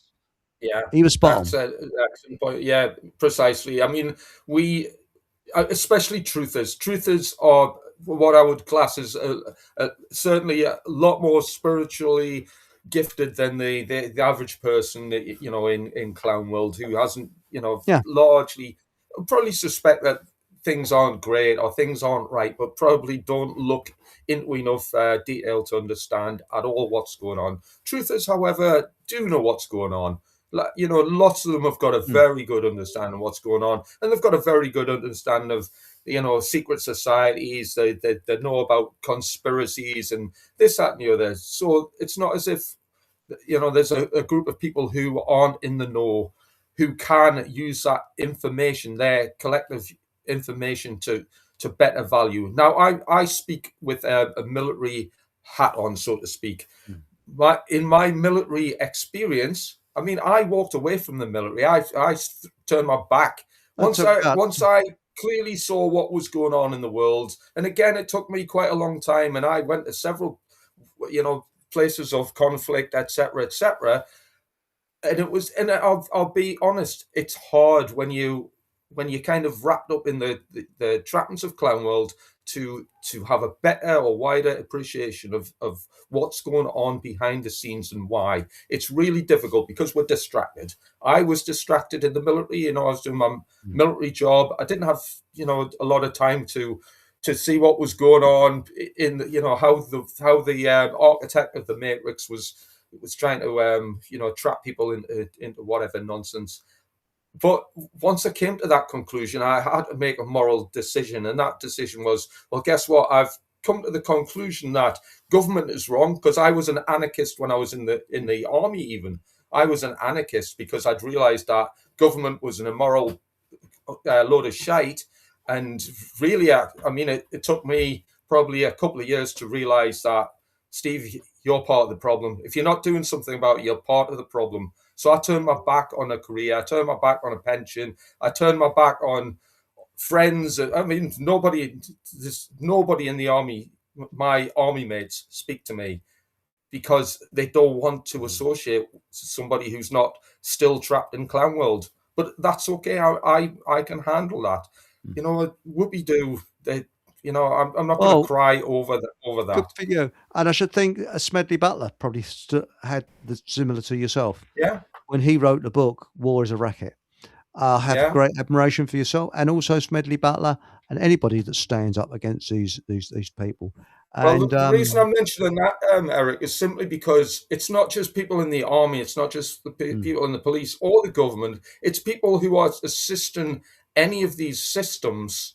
It's if we're supporting, even if it's a family member, if we're supporting morally as a family member who's in the military, as hard as it sounds, we've got to say, listen, young'un, listen, son, listen, cousin, Dave, what you're doing is you're assisting with globalized tyranny, and you're working for a bunch of international banking cartel who are advocating totalitarian communism and tyranny and enslavement upon your own, family, your own friends, your own nation. You need to look deeper into this. If you're not prepared to look, well, what you're doing is completely immoral. I'm not going to support your actions. I'm not going to support your behavior in the role that you're in. And there's loads of jobs out there who are supporting the system of government. That's why it's called the beast system, because it affects everybody. And until everybody realizes their responsibility and does something about their own personal circumstances, feeding the beast, then you can kiss freedom goodbye, because that's not how the universe functions. It works on aggregate behavior, and until aggregate behavior is in line with morality, that means we're not feeding into the beast system, then again, freedom, it's just not going to work. So the truth movement need to become really, really, deeper in their understanding of how the occult level of dynamics works on this planet called Earth. I think they want a dose of reality, to be straight with you. So I didn't mean to cut across you there, but I think they need a dose of reality. And I think that Mike Mantis sums up. It says earlier on Facebook, people were still arguing about who to vote for on Thursday. Now, the only reason I'm going to go near a polling booth on Thursday is when I go down to do a bit of shopping, or I might piss up the door if there's no one there. That's about it. Yeah. I mean, that's what it deserves. I'd like to think that most people in the truth movement must now, surely, even if they woke up during the COVID period, if they woke up then 6 years ago, that's 6 years of hardcore research they should have been able to accumulate by now to come to I'm not saying you necessarily have to come to my understanding. Not that I'm trying to say that I know more than you or you know more than me. I'm not trying to insinuate that at all. What I'm trying to say is there are parameters, there are not guidelines, there are requirements for the way reality is actually formulated. And these guidelines are part of the natural principles of the universe. It's known as the Hermetic principles. Now, a lot of people might not be familiar with that, but if people aren't familiar with that, then again, Nathan and I wrote a book called Fake Awake to describe what it means to be out of fake awake and become properly awake. And that's by understanding how reality is formulated and how that our behavior actually creates the conditions that we experience. Again, this is discoverable information. I've learned this information. That's why I try to encourage others to come to this understanding. So voting, for example, voting to me just means that you're a complete dunderhead. You may as well just hit your head, with one of these and knock some sense into it, because that's what anyone advocating for government is, just a blockhead. You're right, and I think that, I mean, I copied this phrase from someone else. Ignoring government out of existence is a good idea, because Gandhi once said, we just got to, oh, what was the word now? It was civil disobedience. This is what we need. We're not going to pay this. We're not going to do that. We're not going to do this. But people just fall into it, like the word tax. It's not tax, it's theft. Absolute theft. Because what people are doing with council tax, and I agree with what they're doing, they're writing back to the council. They're not refusing to pay it, but they're saying, because the council, they're registered with Dun& Bradstreet. They've got a registration number. They've got as much Tesco's has got as much legal authority to send you a bill than the council has. So people are writing back to the council and saying, right, I want an itemised list, please, before I pay this, whatever it is you're offering of what you're doing. Yeah. Can I have the itemised list? So they're not refusing to pay, but that's corrupt, because apparently the councils have their own courts and they pay the judges. So that's a nice bit, honestly.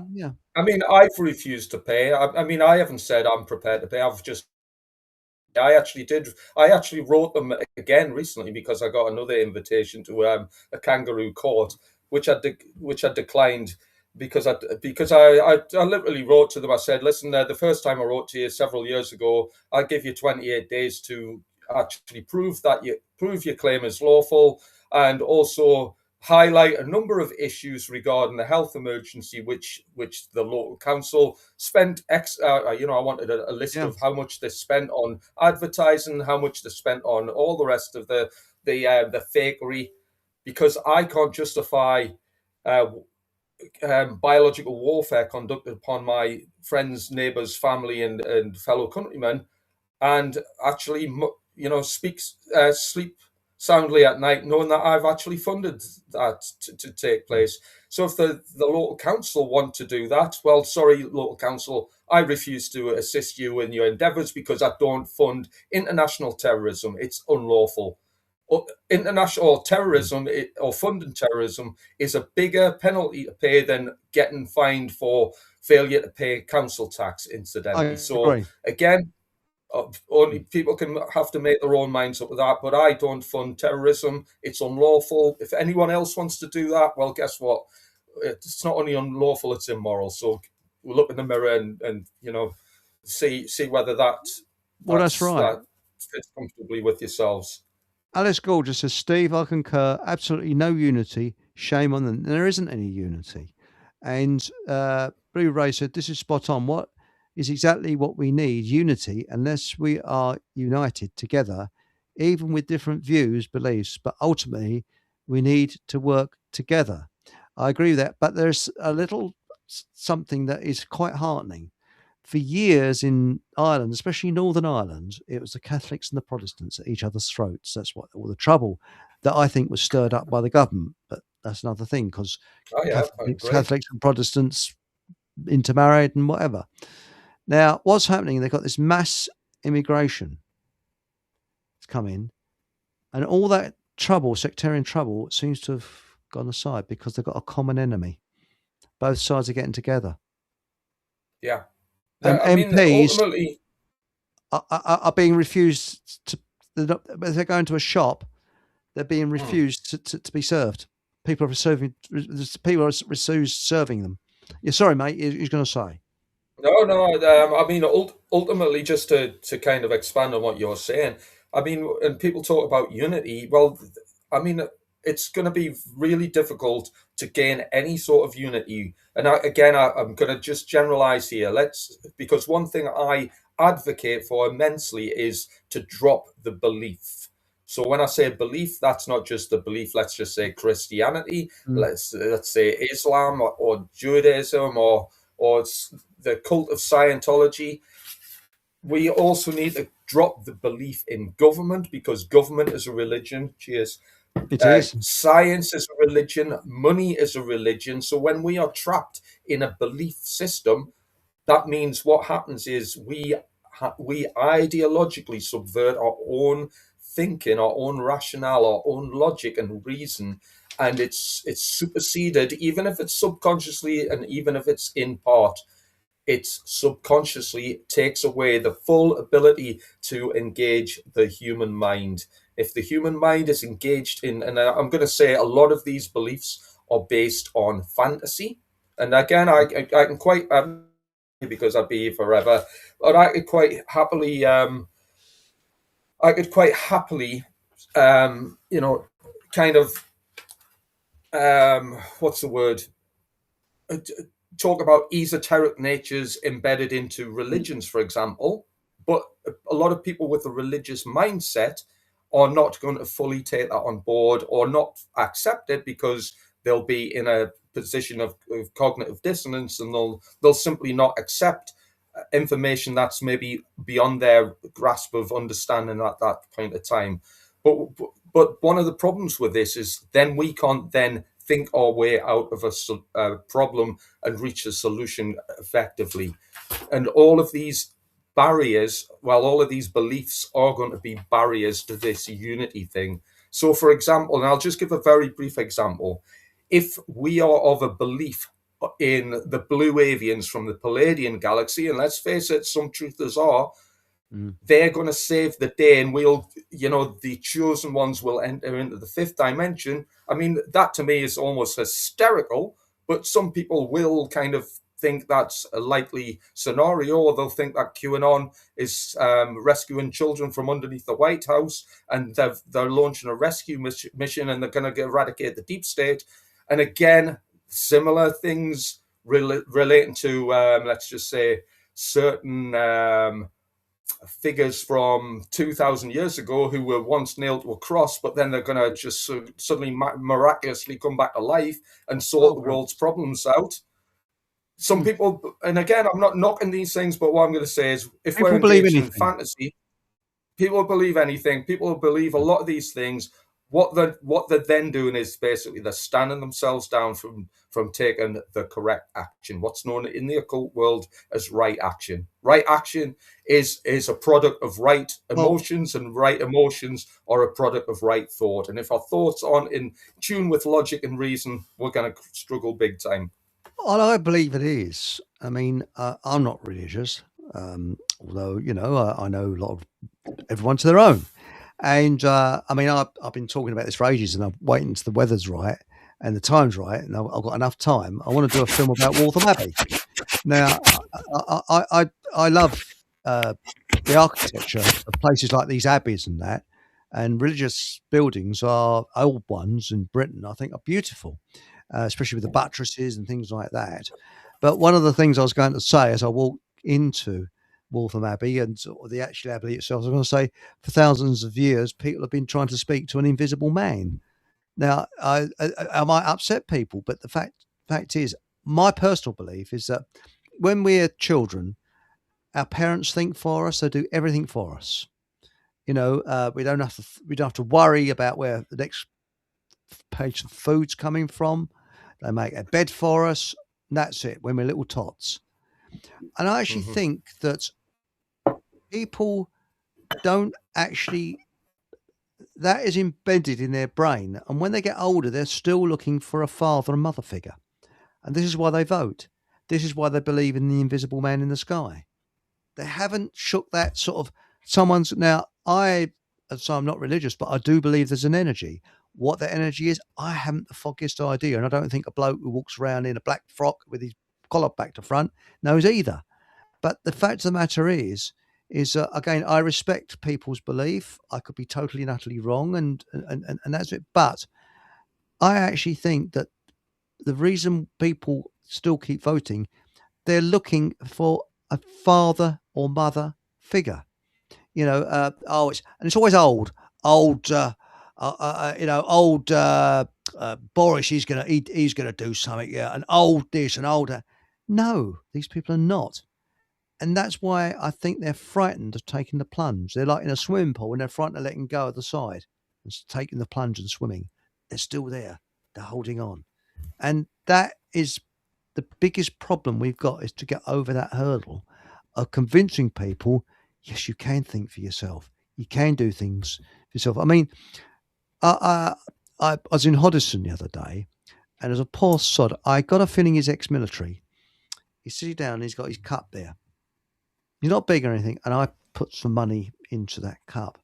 Now, suppose we had this idea of borough boys again, and there's no tax. Someone could go to him and say, look, mate, if you sell these fridge for me, I'll give you so much for doing it. And everyone you sell, that would get someone, he'd find a purpose in life if he wants to do it, and he'd earn money from it. And that, I think, is how we get through in life. Not these big multi-corporations paying tax and things like that. You know, if he wants to do anything like that, he'll be helping the community and things like. There's loads of things that can be done. I mean, for example, instead of this council tax crap, where I live, there's 55 houses around where I live, and if I worked it out that everybody chipped in, we could have a security bloke walking around, make sure we're safe.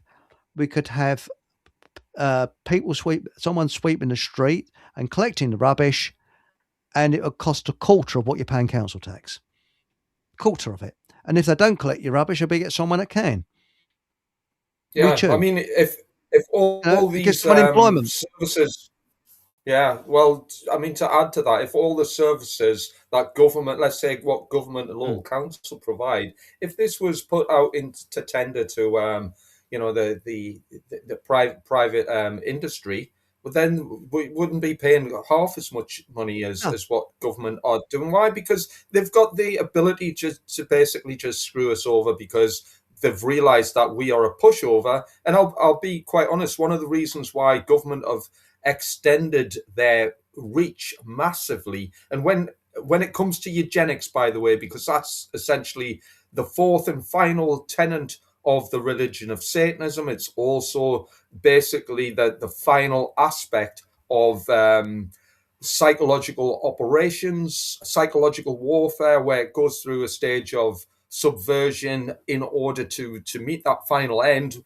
That end state, incidentally, is what you could class as a product of eugenics, i.e., there's too many people on the planet, or there's, some undesirables we want to get rid of. Well, how do we do it? Well, what we do is we'll legalize it.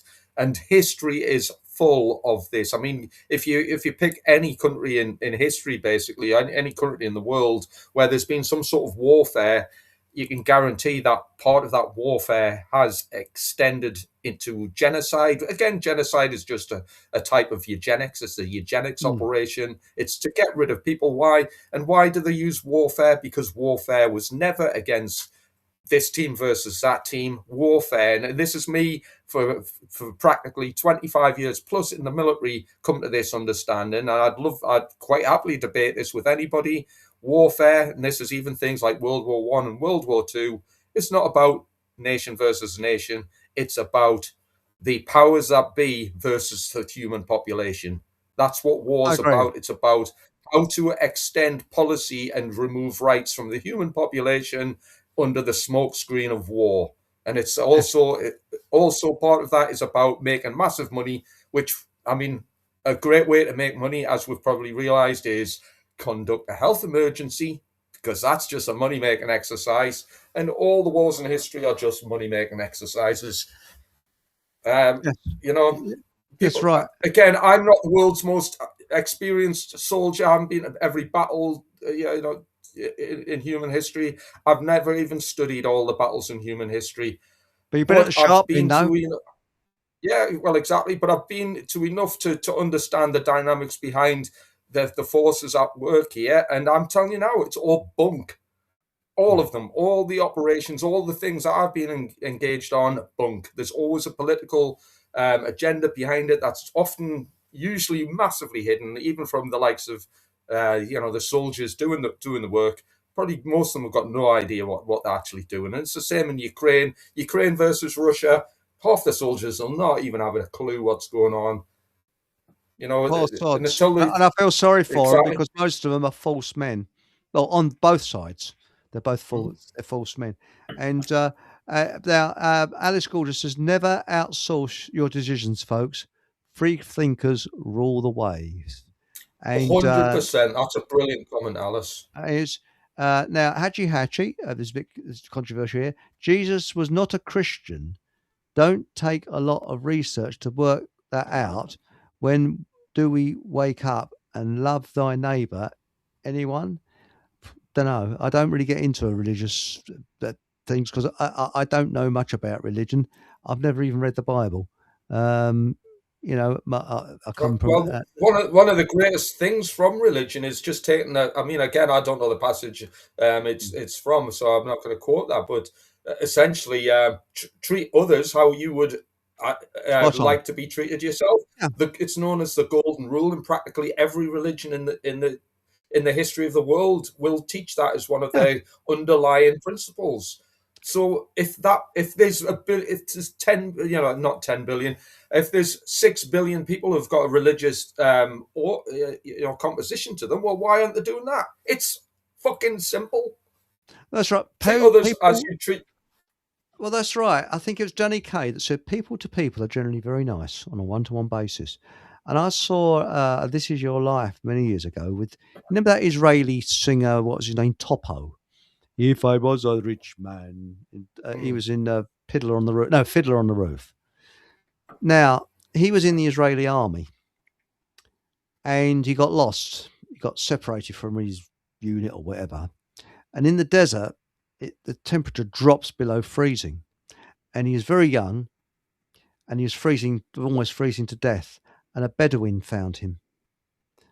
And he made sure he's okay. He fed him, gave him somewhere to sleep at night, and next morning brought him back to the camp. He saved his life. Now, that is human to human, and it doesn't matter. I mean, I always say that if there's somebody drowning and you're in a boat and you can pull them out of that water, do you give a shit what religion, what race they are, anything like that? No, you're a human being and you're saving a fellow human being. You don't say, excuse me, mate, what religion are you? What? Hey, stop shouting, I'm drowning. Just tell me what your religion is. You don't. You pull them out. Mm-hmm. And that's the thing. Now, Embryo 4000 says, do you believe in unity, Steve? If so, how do we come together in order to get the outcome we want? That is a very good question. How do we get together?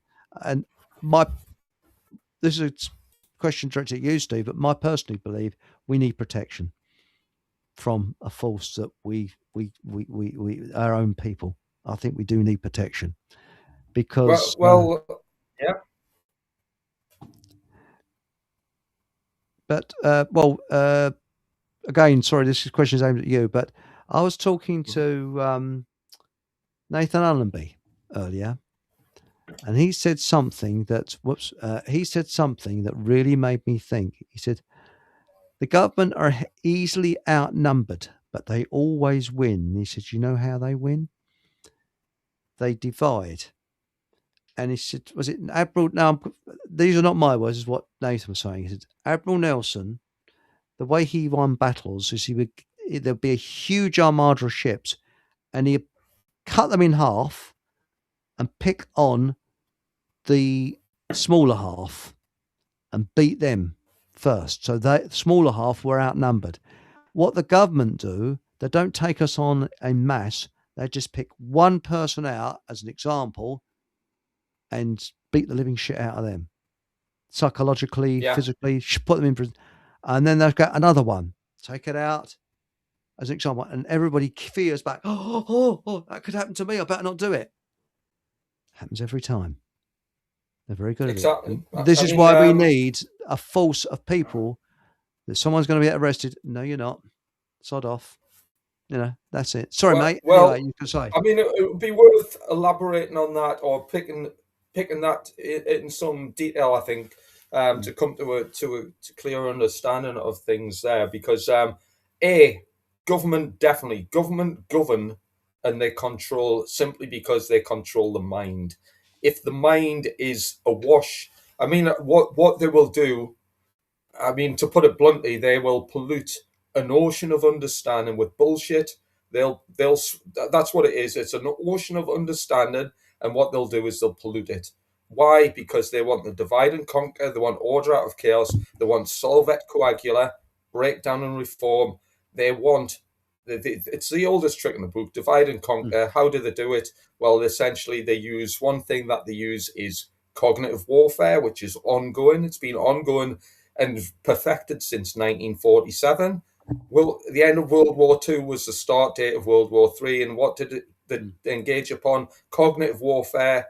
That's what they've been doing ever since. And progressively what they've been doing is polluting that ocean of understanding. One thing that they do in particular is something called polarizing dialectics. And again, if anyone's read Fake Awake, the book that Nathan wrote and I contributed to, and yourself, Eric, that talks about polarizing dialectics. Again, one example of that is blacks versus white. At the minute, it's Christians versus Muslims.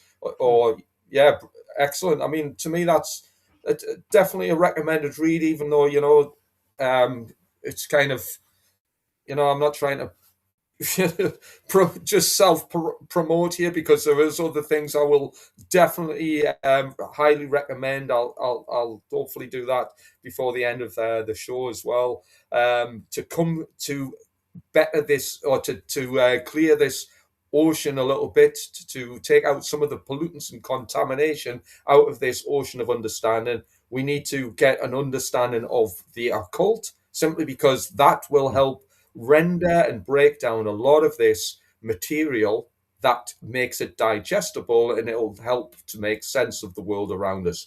And again, I stress this all the time. The occult talks about two particular dynamics. One is the human psyche, i.e. how this thing works, the mind, how consciousness works.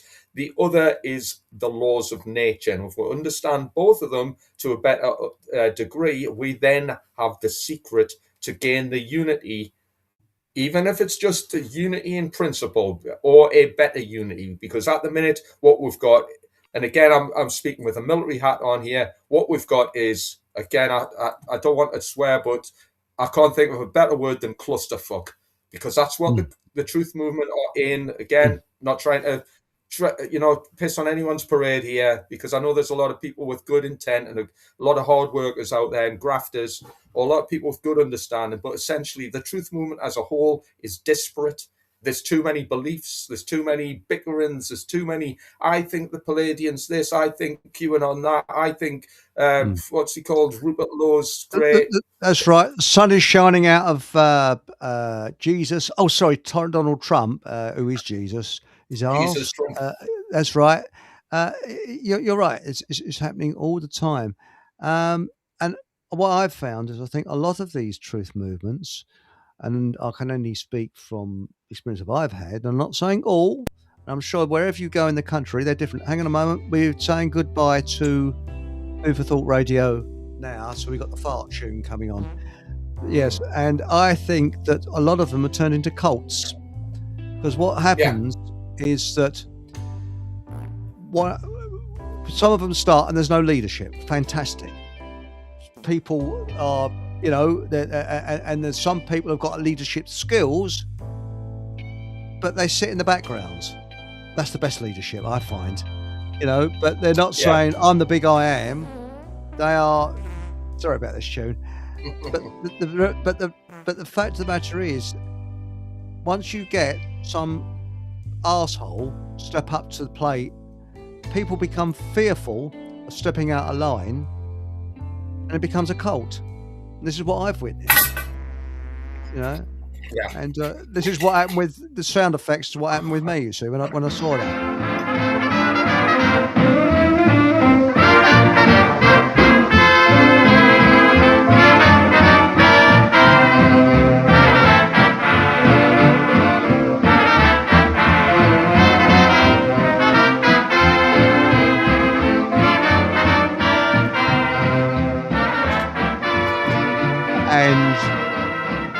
Good night, Food for Thought Radio. Wake up your mind. Wake up your mind. It's the brighten your way. You're listening to the radio. We're FFT Radio. Club Blue Oink. And there we go. We're still broadcasting on Rumble, YouTube, Facebook, Telegram, I think, Holy Land Radio, Holy Land FM, and Radio Soapbox. So there we go.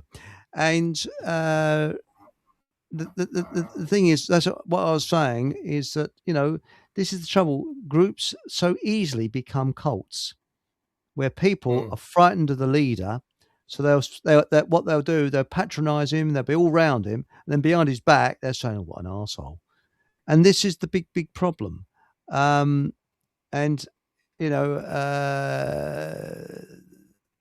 people on egos. Religion is a social construct. This is Aunt Sally.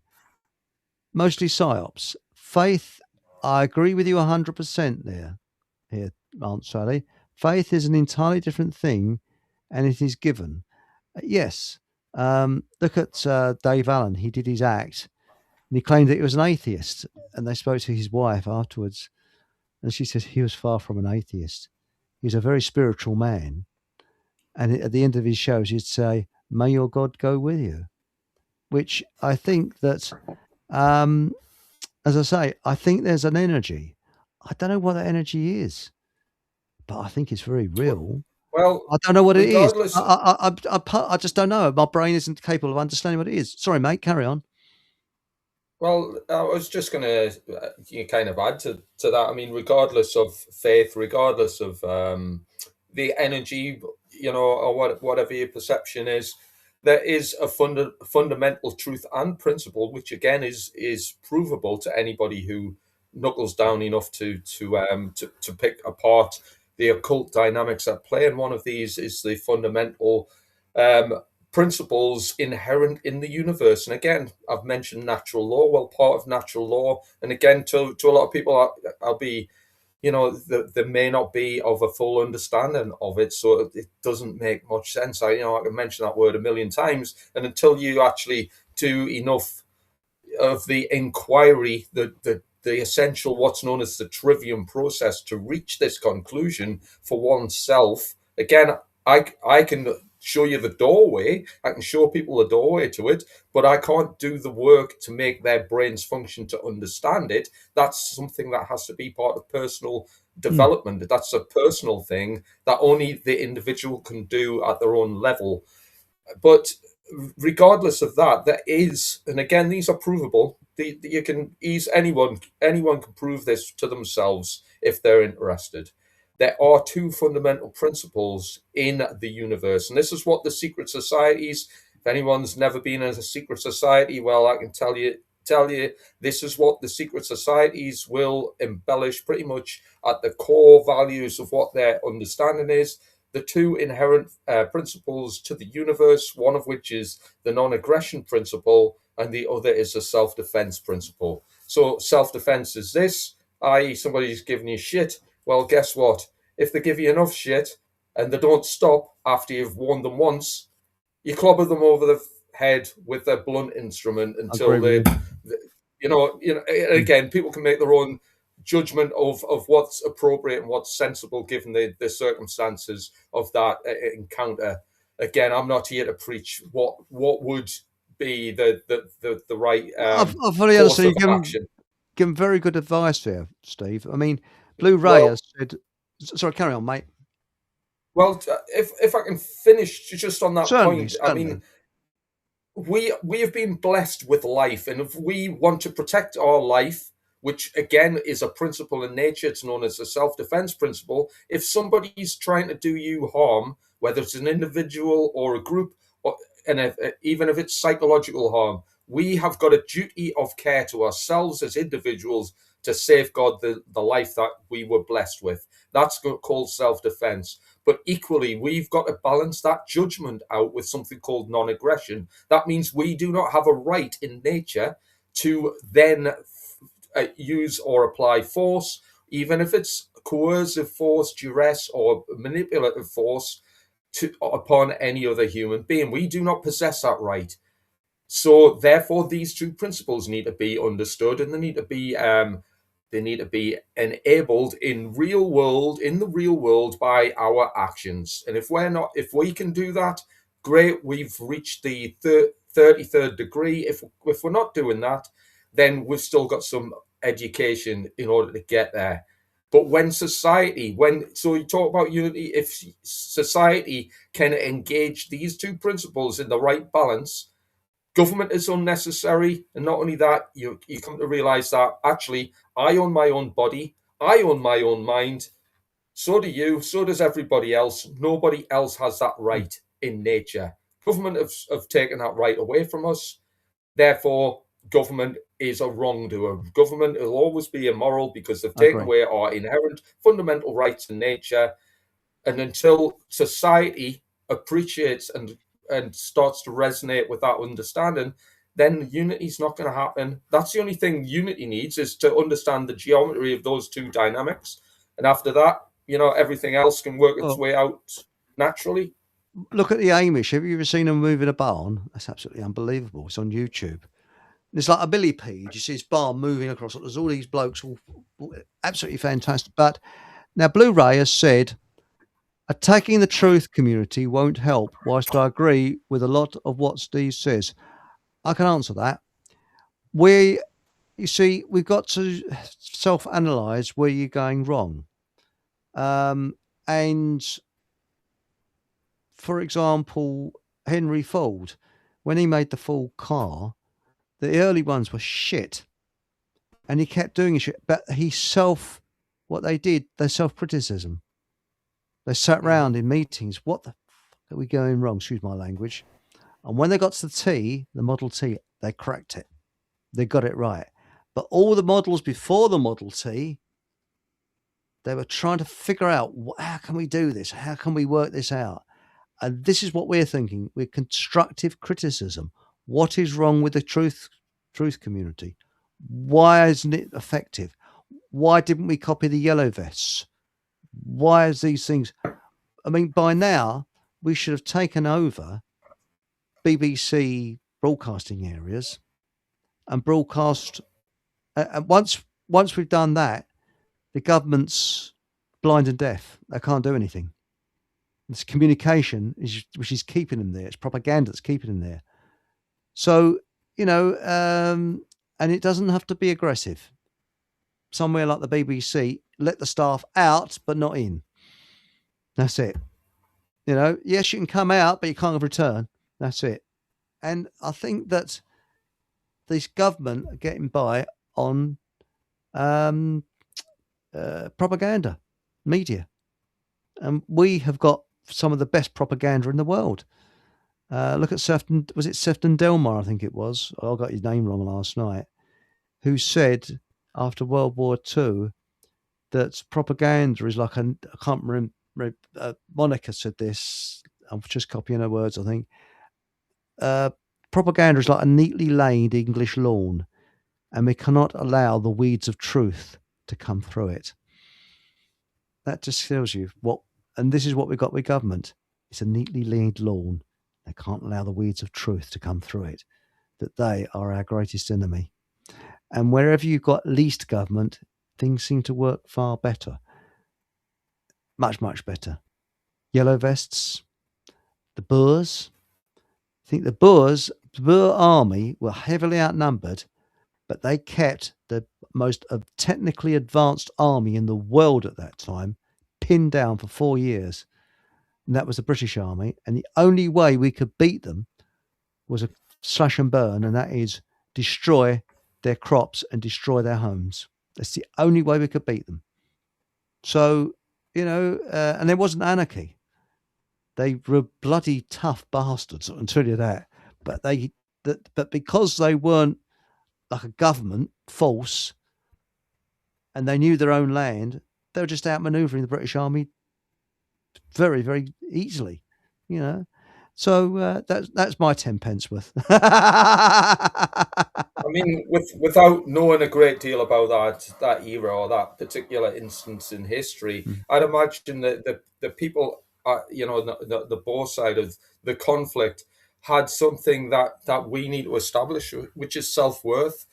I mean, there is comments, again, I can't remember who or what, but it's along the lines of, we need to stop slaughtering the truth movement. I'm just being brutally honest. The truth movement, I mean, I would even say at times the truth movement is a joke. simply because I want the truth movement to win.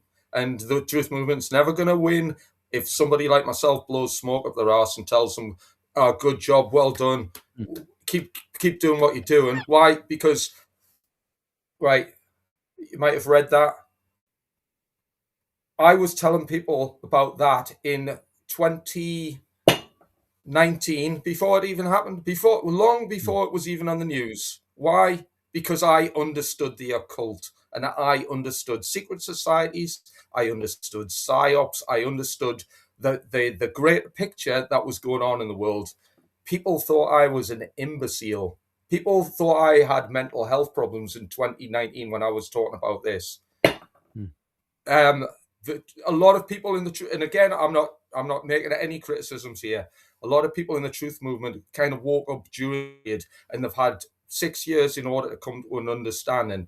Now, I'm telling a lot of people now, based on my military experience. By the way, my military experience is pretty good. I'd quite happily engage in any debate if anyone wants to put the hats on the table and shows me the medal collection. I'll quite happily engage upon what my military expertise is. And if I'm trying to give military-based and kind of advice here, well, again, that's I'm doing that. I'm giving military advice here, strategic level advice, not to win battles, but to win wars. If people want to win the war, well, they need to take advice on the chin. So if I'm saying the truth movement are a bit of a joke, well, they need to have a laugh at their own expense, and then realize that actually, Steve, it's hard to take. I'm a bit butthurt, but guess what? I'm going to bounce back. I'm going to do, maybe follow the advice of some people who kind of know what's going on and understand the bigger picture and understand how to extract or better myself in this situation and take the advice, the battle and war winner advice, and use it. So, I mean, I could quite happily talk about the occult all day long. I mean, for example, the color of this hat, because that's what that is. That's a hat. Some people call it a beret. I'll call it a hat. That hat it's beige. Why is it beige? Because why would a prestigious unit in the British Army adopt that color as their headgear? Why? Because it's brain sand. What is brain sand? People say, well, the unit identity was kind of immortalized in Cairo, in Egypt, the home of alchemy, Alchem, the original name for Egypt, alchemy. Why? Because it signifies the philosopher's stone. What is the philosopher's stone? Well, the philosopher's stone is a formulation of brain sand. Brain sand is a product from the pineal gland, the seat of enlightenment. That's why, I mean, how do you obtain one of these? You've got to walk 40 miles. Well, why 40 miles? Because 40 is massively important in occult terms. If anyone's read the Bible, you'll see the number 40 all over that. Why was Jesus lost in the desert for 40 days? Why did it rain for 40 days and for 40 nights? Why is pregnancy 40 weeks long? Why? Because it's a massively significant number. Why to obtain one of these, do you have to carry a 33 kilogram load over 40 miles? Just saying. Wow. Why? Because it's all about enlightenment. Until people reach enlightenment, they're probably going to struggle to understand the dynamics that are being force-fed in their direction. And we are at the receiving end on the losing team because, let's face it, we haven't reached that unity thing yet. We haven't reached enlightenment in sufficient quantities. Therefore, we're at the receiving end of a much more superior enemy. So what we've got to do, I mean, for example, somebody mentioned, that's a great comment, by the way, many members of a certain regiment are Freemasons. Rusty Furman mentions yes, in his and I've got an apology to make. Mike, I think you mentioned it earlier and I missed it. So please accept my apology. It wasn't deliberate. I'm terribly sorry about that. You've just reminded me. I thought, I must come to that, and I forgot about it. So, Steve, is it true that some members of the are Freemasons? I mean, I personally don't know a single person in the Freemasons who I work with, but does that mean it didn't go on? Of course, it would have gone on. I mean, I can tell you people in history who were members of the Freemasons. I mean, If anyone's familiar with Paddy Mayne, who was one of the founding members of the Special Air Service, and he was a third-degree Freemason. He was in, I think it was from Ireland. He was in Lodge number 542. So a third-degree Freemason. Well, here's another thing. If anyone's familiar with symbolism, and let's face it, one thing particular about Freemasons is colours. Anyone familiar with that colour? That colour there, Blue. that's known as, that's a very, have a closer look at that blue. That is a Special Air Service regimental belt, something called a stable belt. Well, what's particular about that colour? Well, that colour happens to be Blue Lodge blue. It's azure, sapphire, midnight blue, and believe it or not, since ancient time, this colour in particular has been associated with immortality. It's the ancient Egyptians used the colour to represent Amun, who was their most important god. And if anyone understands the Hebrew culture, well, the word for blue is tekelet. And just have a look at that. Have a look at that again, and then have a look at the flag of Israel. So Bloody Nora! I didn't realise it's the same blue, isn't it? It's the same blue. So I didn't personally know anybody in Freemasons, but what I will say is the entire British military, probably and beyond, is based on Freemasonry. Why do you think you've got 1 chevron, 2 chevrons, and 3 chevrons? Well, it's the same grading as the first, second, and third degree, steps in Freemasonic secret societies. Why? Because it's a fucking hoax. Or the whole of the British Army is just a fucking hoax. And look at the police. You look at their uniform. There's a chap on YouTube that went into it quite deeply, and there's a chap in the 30s who was a Freemason in the police, senior police officer, and he designed that black and white checker thing that they've got around their hats and things, which is it's a special name for that tartan, and it's Freemason. It's the black and white checkerboards. I mean, the British Army and the police are just a Freemasonic organisation. I mean, if the police don't realise that, they're basically the police are. I mean, I was a squaddy and we were blinking thickheads, but not as thick as the blinking police. But looking at the clip of these imbeciles, I mean, they walk around with blinking checkerboards on their heads.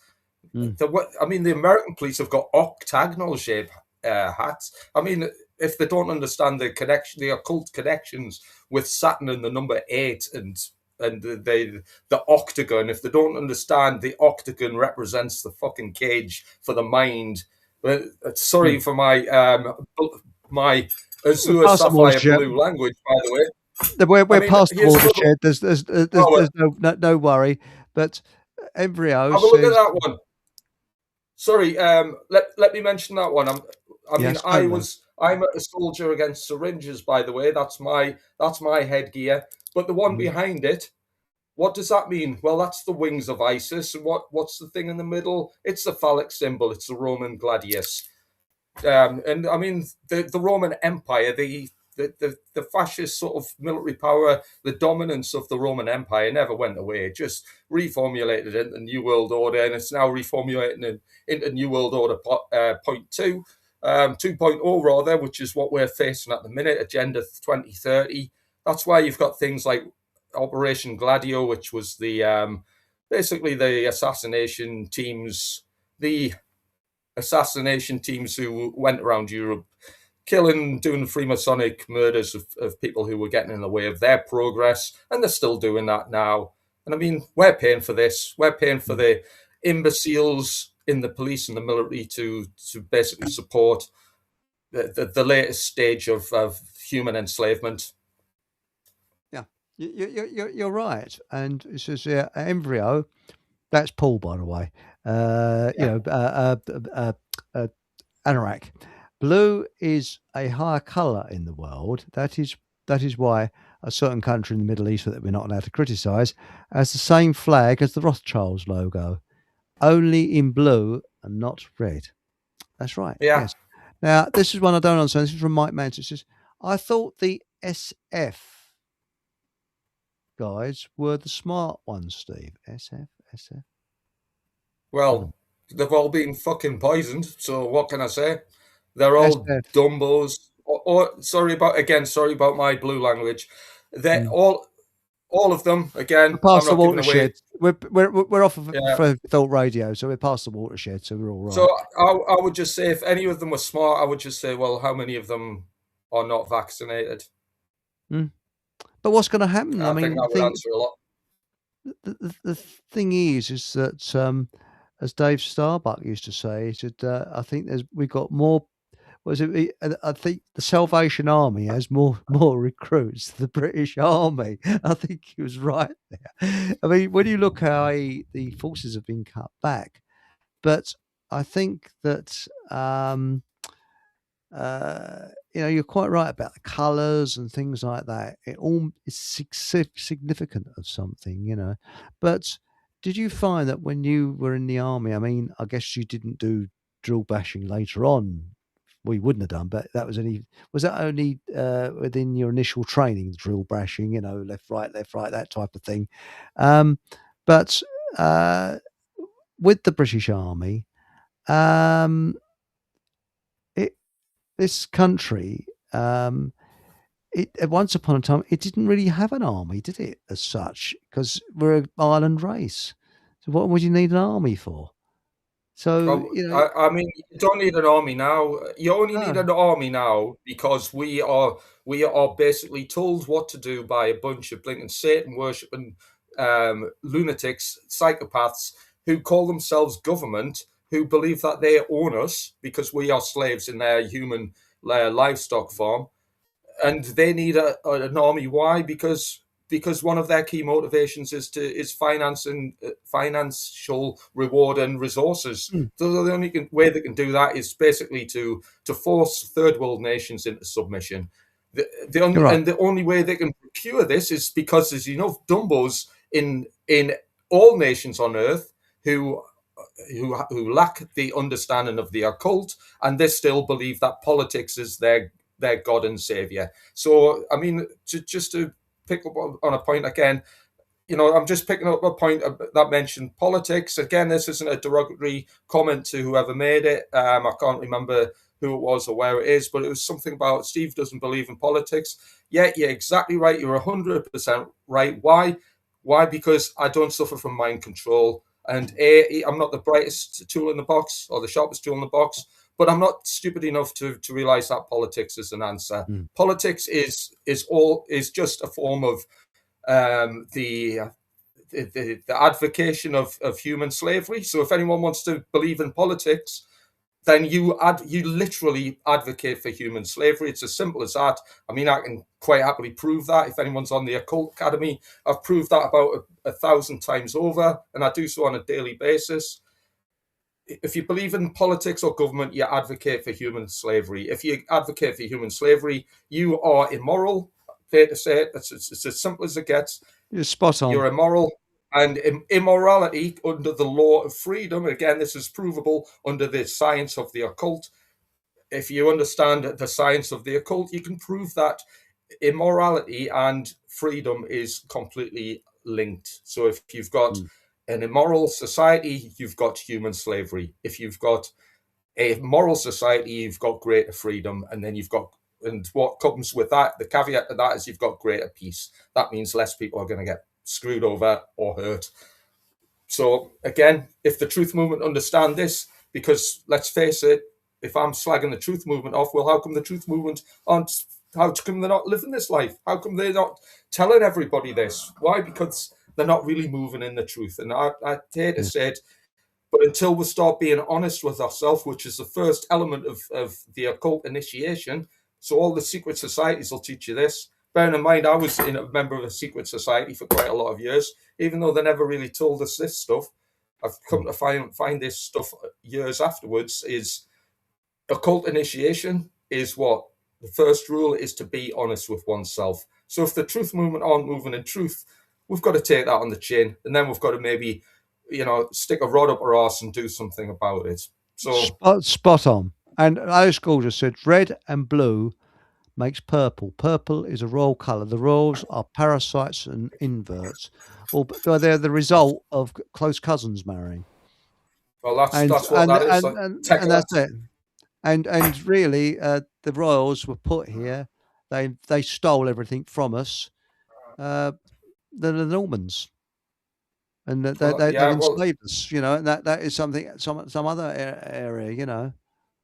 I mean, the royalty as well. I mean, I'm under no illusion that this the royalty is just another form of human enslavement. What it means is we do not value us. We've got no self worth if we put the royals on a pedestal. I mean, they give themselves the accolade of blue blood. Why? Because that's what they've got. They've got the Techelet blue blood, which is again, it's the occult power of the red and blue. They believe that they're at the upper echelon of the spiritual scale because they understand all of this occult stuff and they use it to exploit their position.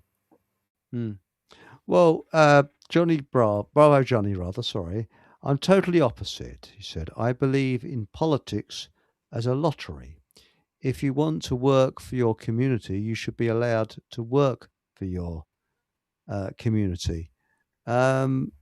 Well, again, I believe in total freedom to do whatever you want, and people will work for the community. It's in their interest to. At the moment, they just leave everything to everybody else. It's just Embryo says Prince Embryo 4000 says Prince William looks like a Rothschild. Yeah, unless he is the Miltmans. Wouldn't surprise me. He certainly does. Well, we know that Harry. Charles isn't his father, and I don't think William's Charles's father. I think they're because they reckon that Prince William. Who's that one that looks like that Spanish bloke? We just don't know what happens behind closed doors, you know. So there we go. Anyway, I don't know about you, but I think I need to hit the hay soon. But because I've had a pretty long day today, and Steve. Thanks a million for coming on. It's a bloody good show. We've got a show coming up, and I'm hoping to get Paul English and Monica Schaefer on. And the title will be What Happened in the 60s? Because something very strange happened in the 60s. There was a strange change in the way humans behaved. And a lot of people noticed it. So what was going on? And we'll be looking at that in a future show.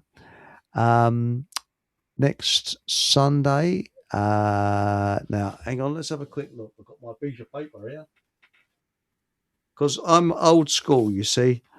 I write everything on a grubby piece of paper. This is what I wrote last night. Other computer. See, so it's still there. So next Sunday, who is it now? We got...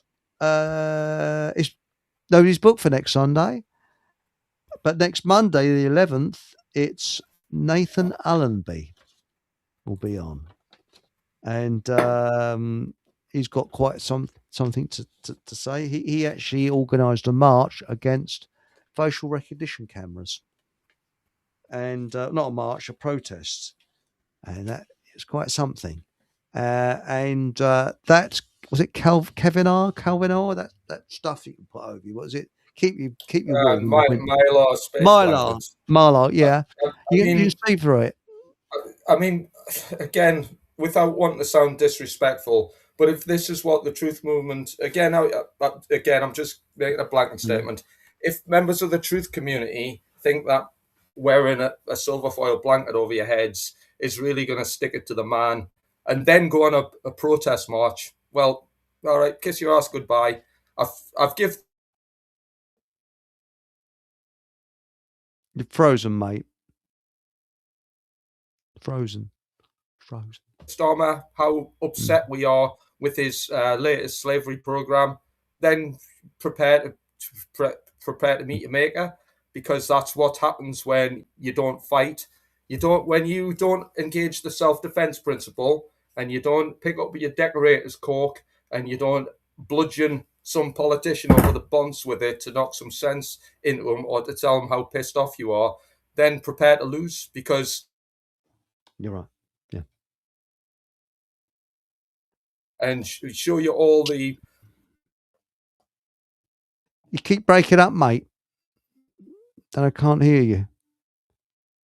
something. Or show members of the truth movement how war is actually won. But if anyone thinks that they go on a protest march because I'm just talking on my arse, well, crack on, because I'm pretty pissed off with the truth movement, to be quite honest, because that's the attitude after 6 years of genocide is, let's go on a fucking protest march. Well, I'm prepare to lose, ladies. Yeah, I'm pissed off with them, but for other reasons and similar reasons as well. But quite honestly, I think that it's sad. Really, it's become like a ladies' knitting circle. Yeah, I mean, combat power. I'd quite happily give presentations on how to do this, and I have done. I give certain things, not massively down the military route, but down the occult route on the Occult Academy. I mean, I'd like to think that some people listening in tonight, whether it's on Facebook, Food for Thought Radio, or any other means, would log in, have a look at some of the material we've got, read Fake Awake, or have a look at the key items of what I consider war-winning material, essential research, and prove me wrong. Show me the color of your understanding by proving me wrong. So what I will do is I'll list 3 things that I would consider to be essential research for the entire truth movement, if anyone is interested in winning and anyone is interested in unity. So the 3 things are The End of All Evil, which is a 97-page book by somebody called Jeremy Locke. Don't think for a second you're going to get a physical copy, because they're like sell for thousands of pounds and they're impossible to get hold of. However, they're free on PDF and you can read one in an afternoon. The second one is something called The Most Dangerous Superstition by what I would class as an anarchist moral philosopher, a modern day living legend, Larkin Rose. He's on YouTube as well. Look him up on YouTube. I've got 2 of those books, and I'll quite happily give somebody one for free. I can do that. I've got one. I'll give it away. You can have it for free. The third thing is not a book. It's basically a YouTube video. It's called The Natural Law Seminar by Mark Passio, who teaches natural law. He's one of the few people living today who actually teach to the highest, I would say, to the highest standard of what natural law is all about.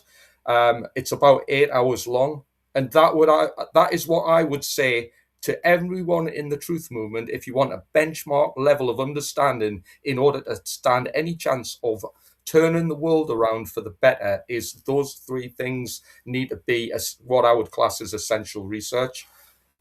So take that one away. And also, Larkin Rose is on YouTube. Look him up on YouTube, and he does speak eloquently. It's very, very good. Thank you, everybody that's wishing me a happy birthday. And the 4th of May is famous for another reason as well. It was actually the night of the long knives, where Hitler went against the SA. So that was the 4th of May. Yeah. May the 4th be with you. And I think I share my birthday with a famous person. I can't remember who it was now. But anyway, doesn't really matter. But Steve, thanks a million for coming on tonight. And also, for those of you that want to look back editions, last night was pretty good, wasn't it? That was it was not great tonight, but it was great with Monica Schaefer yesterday. And also when my computer went tits up at the beginning of the show.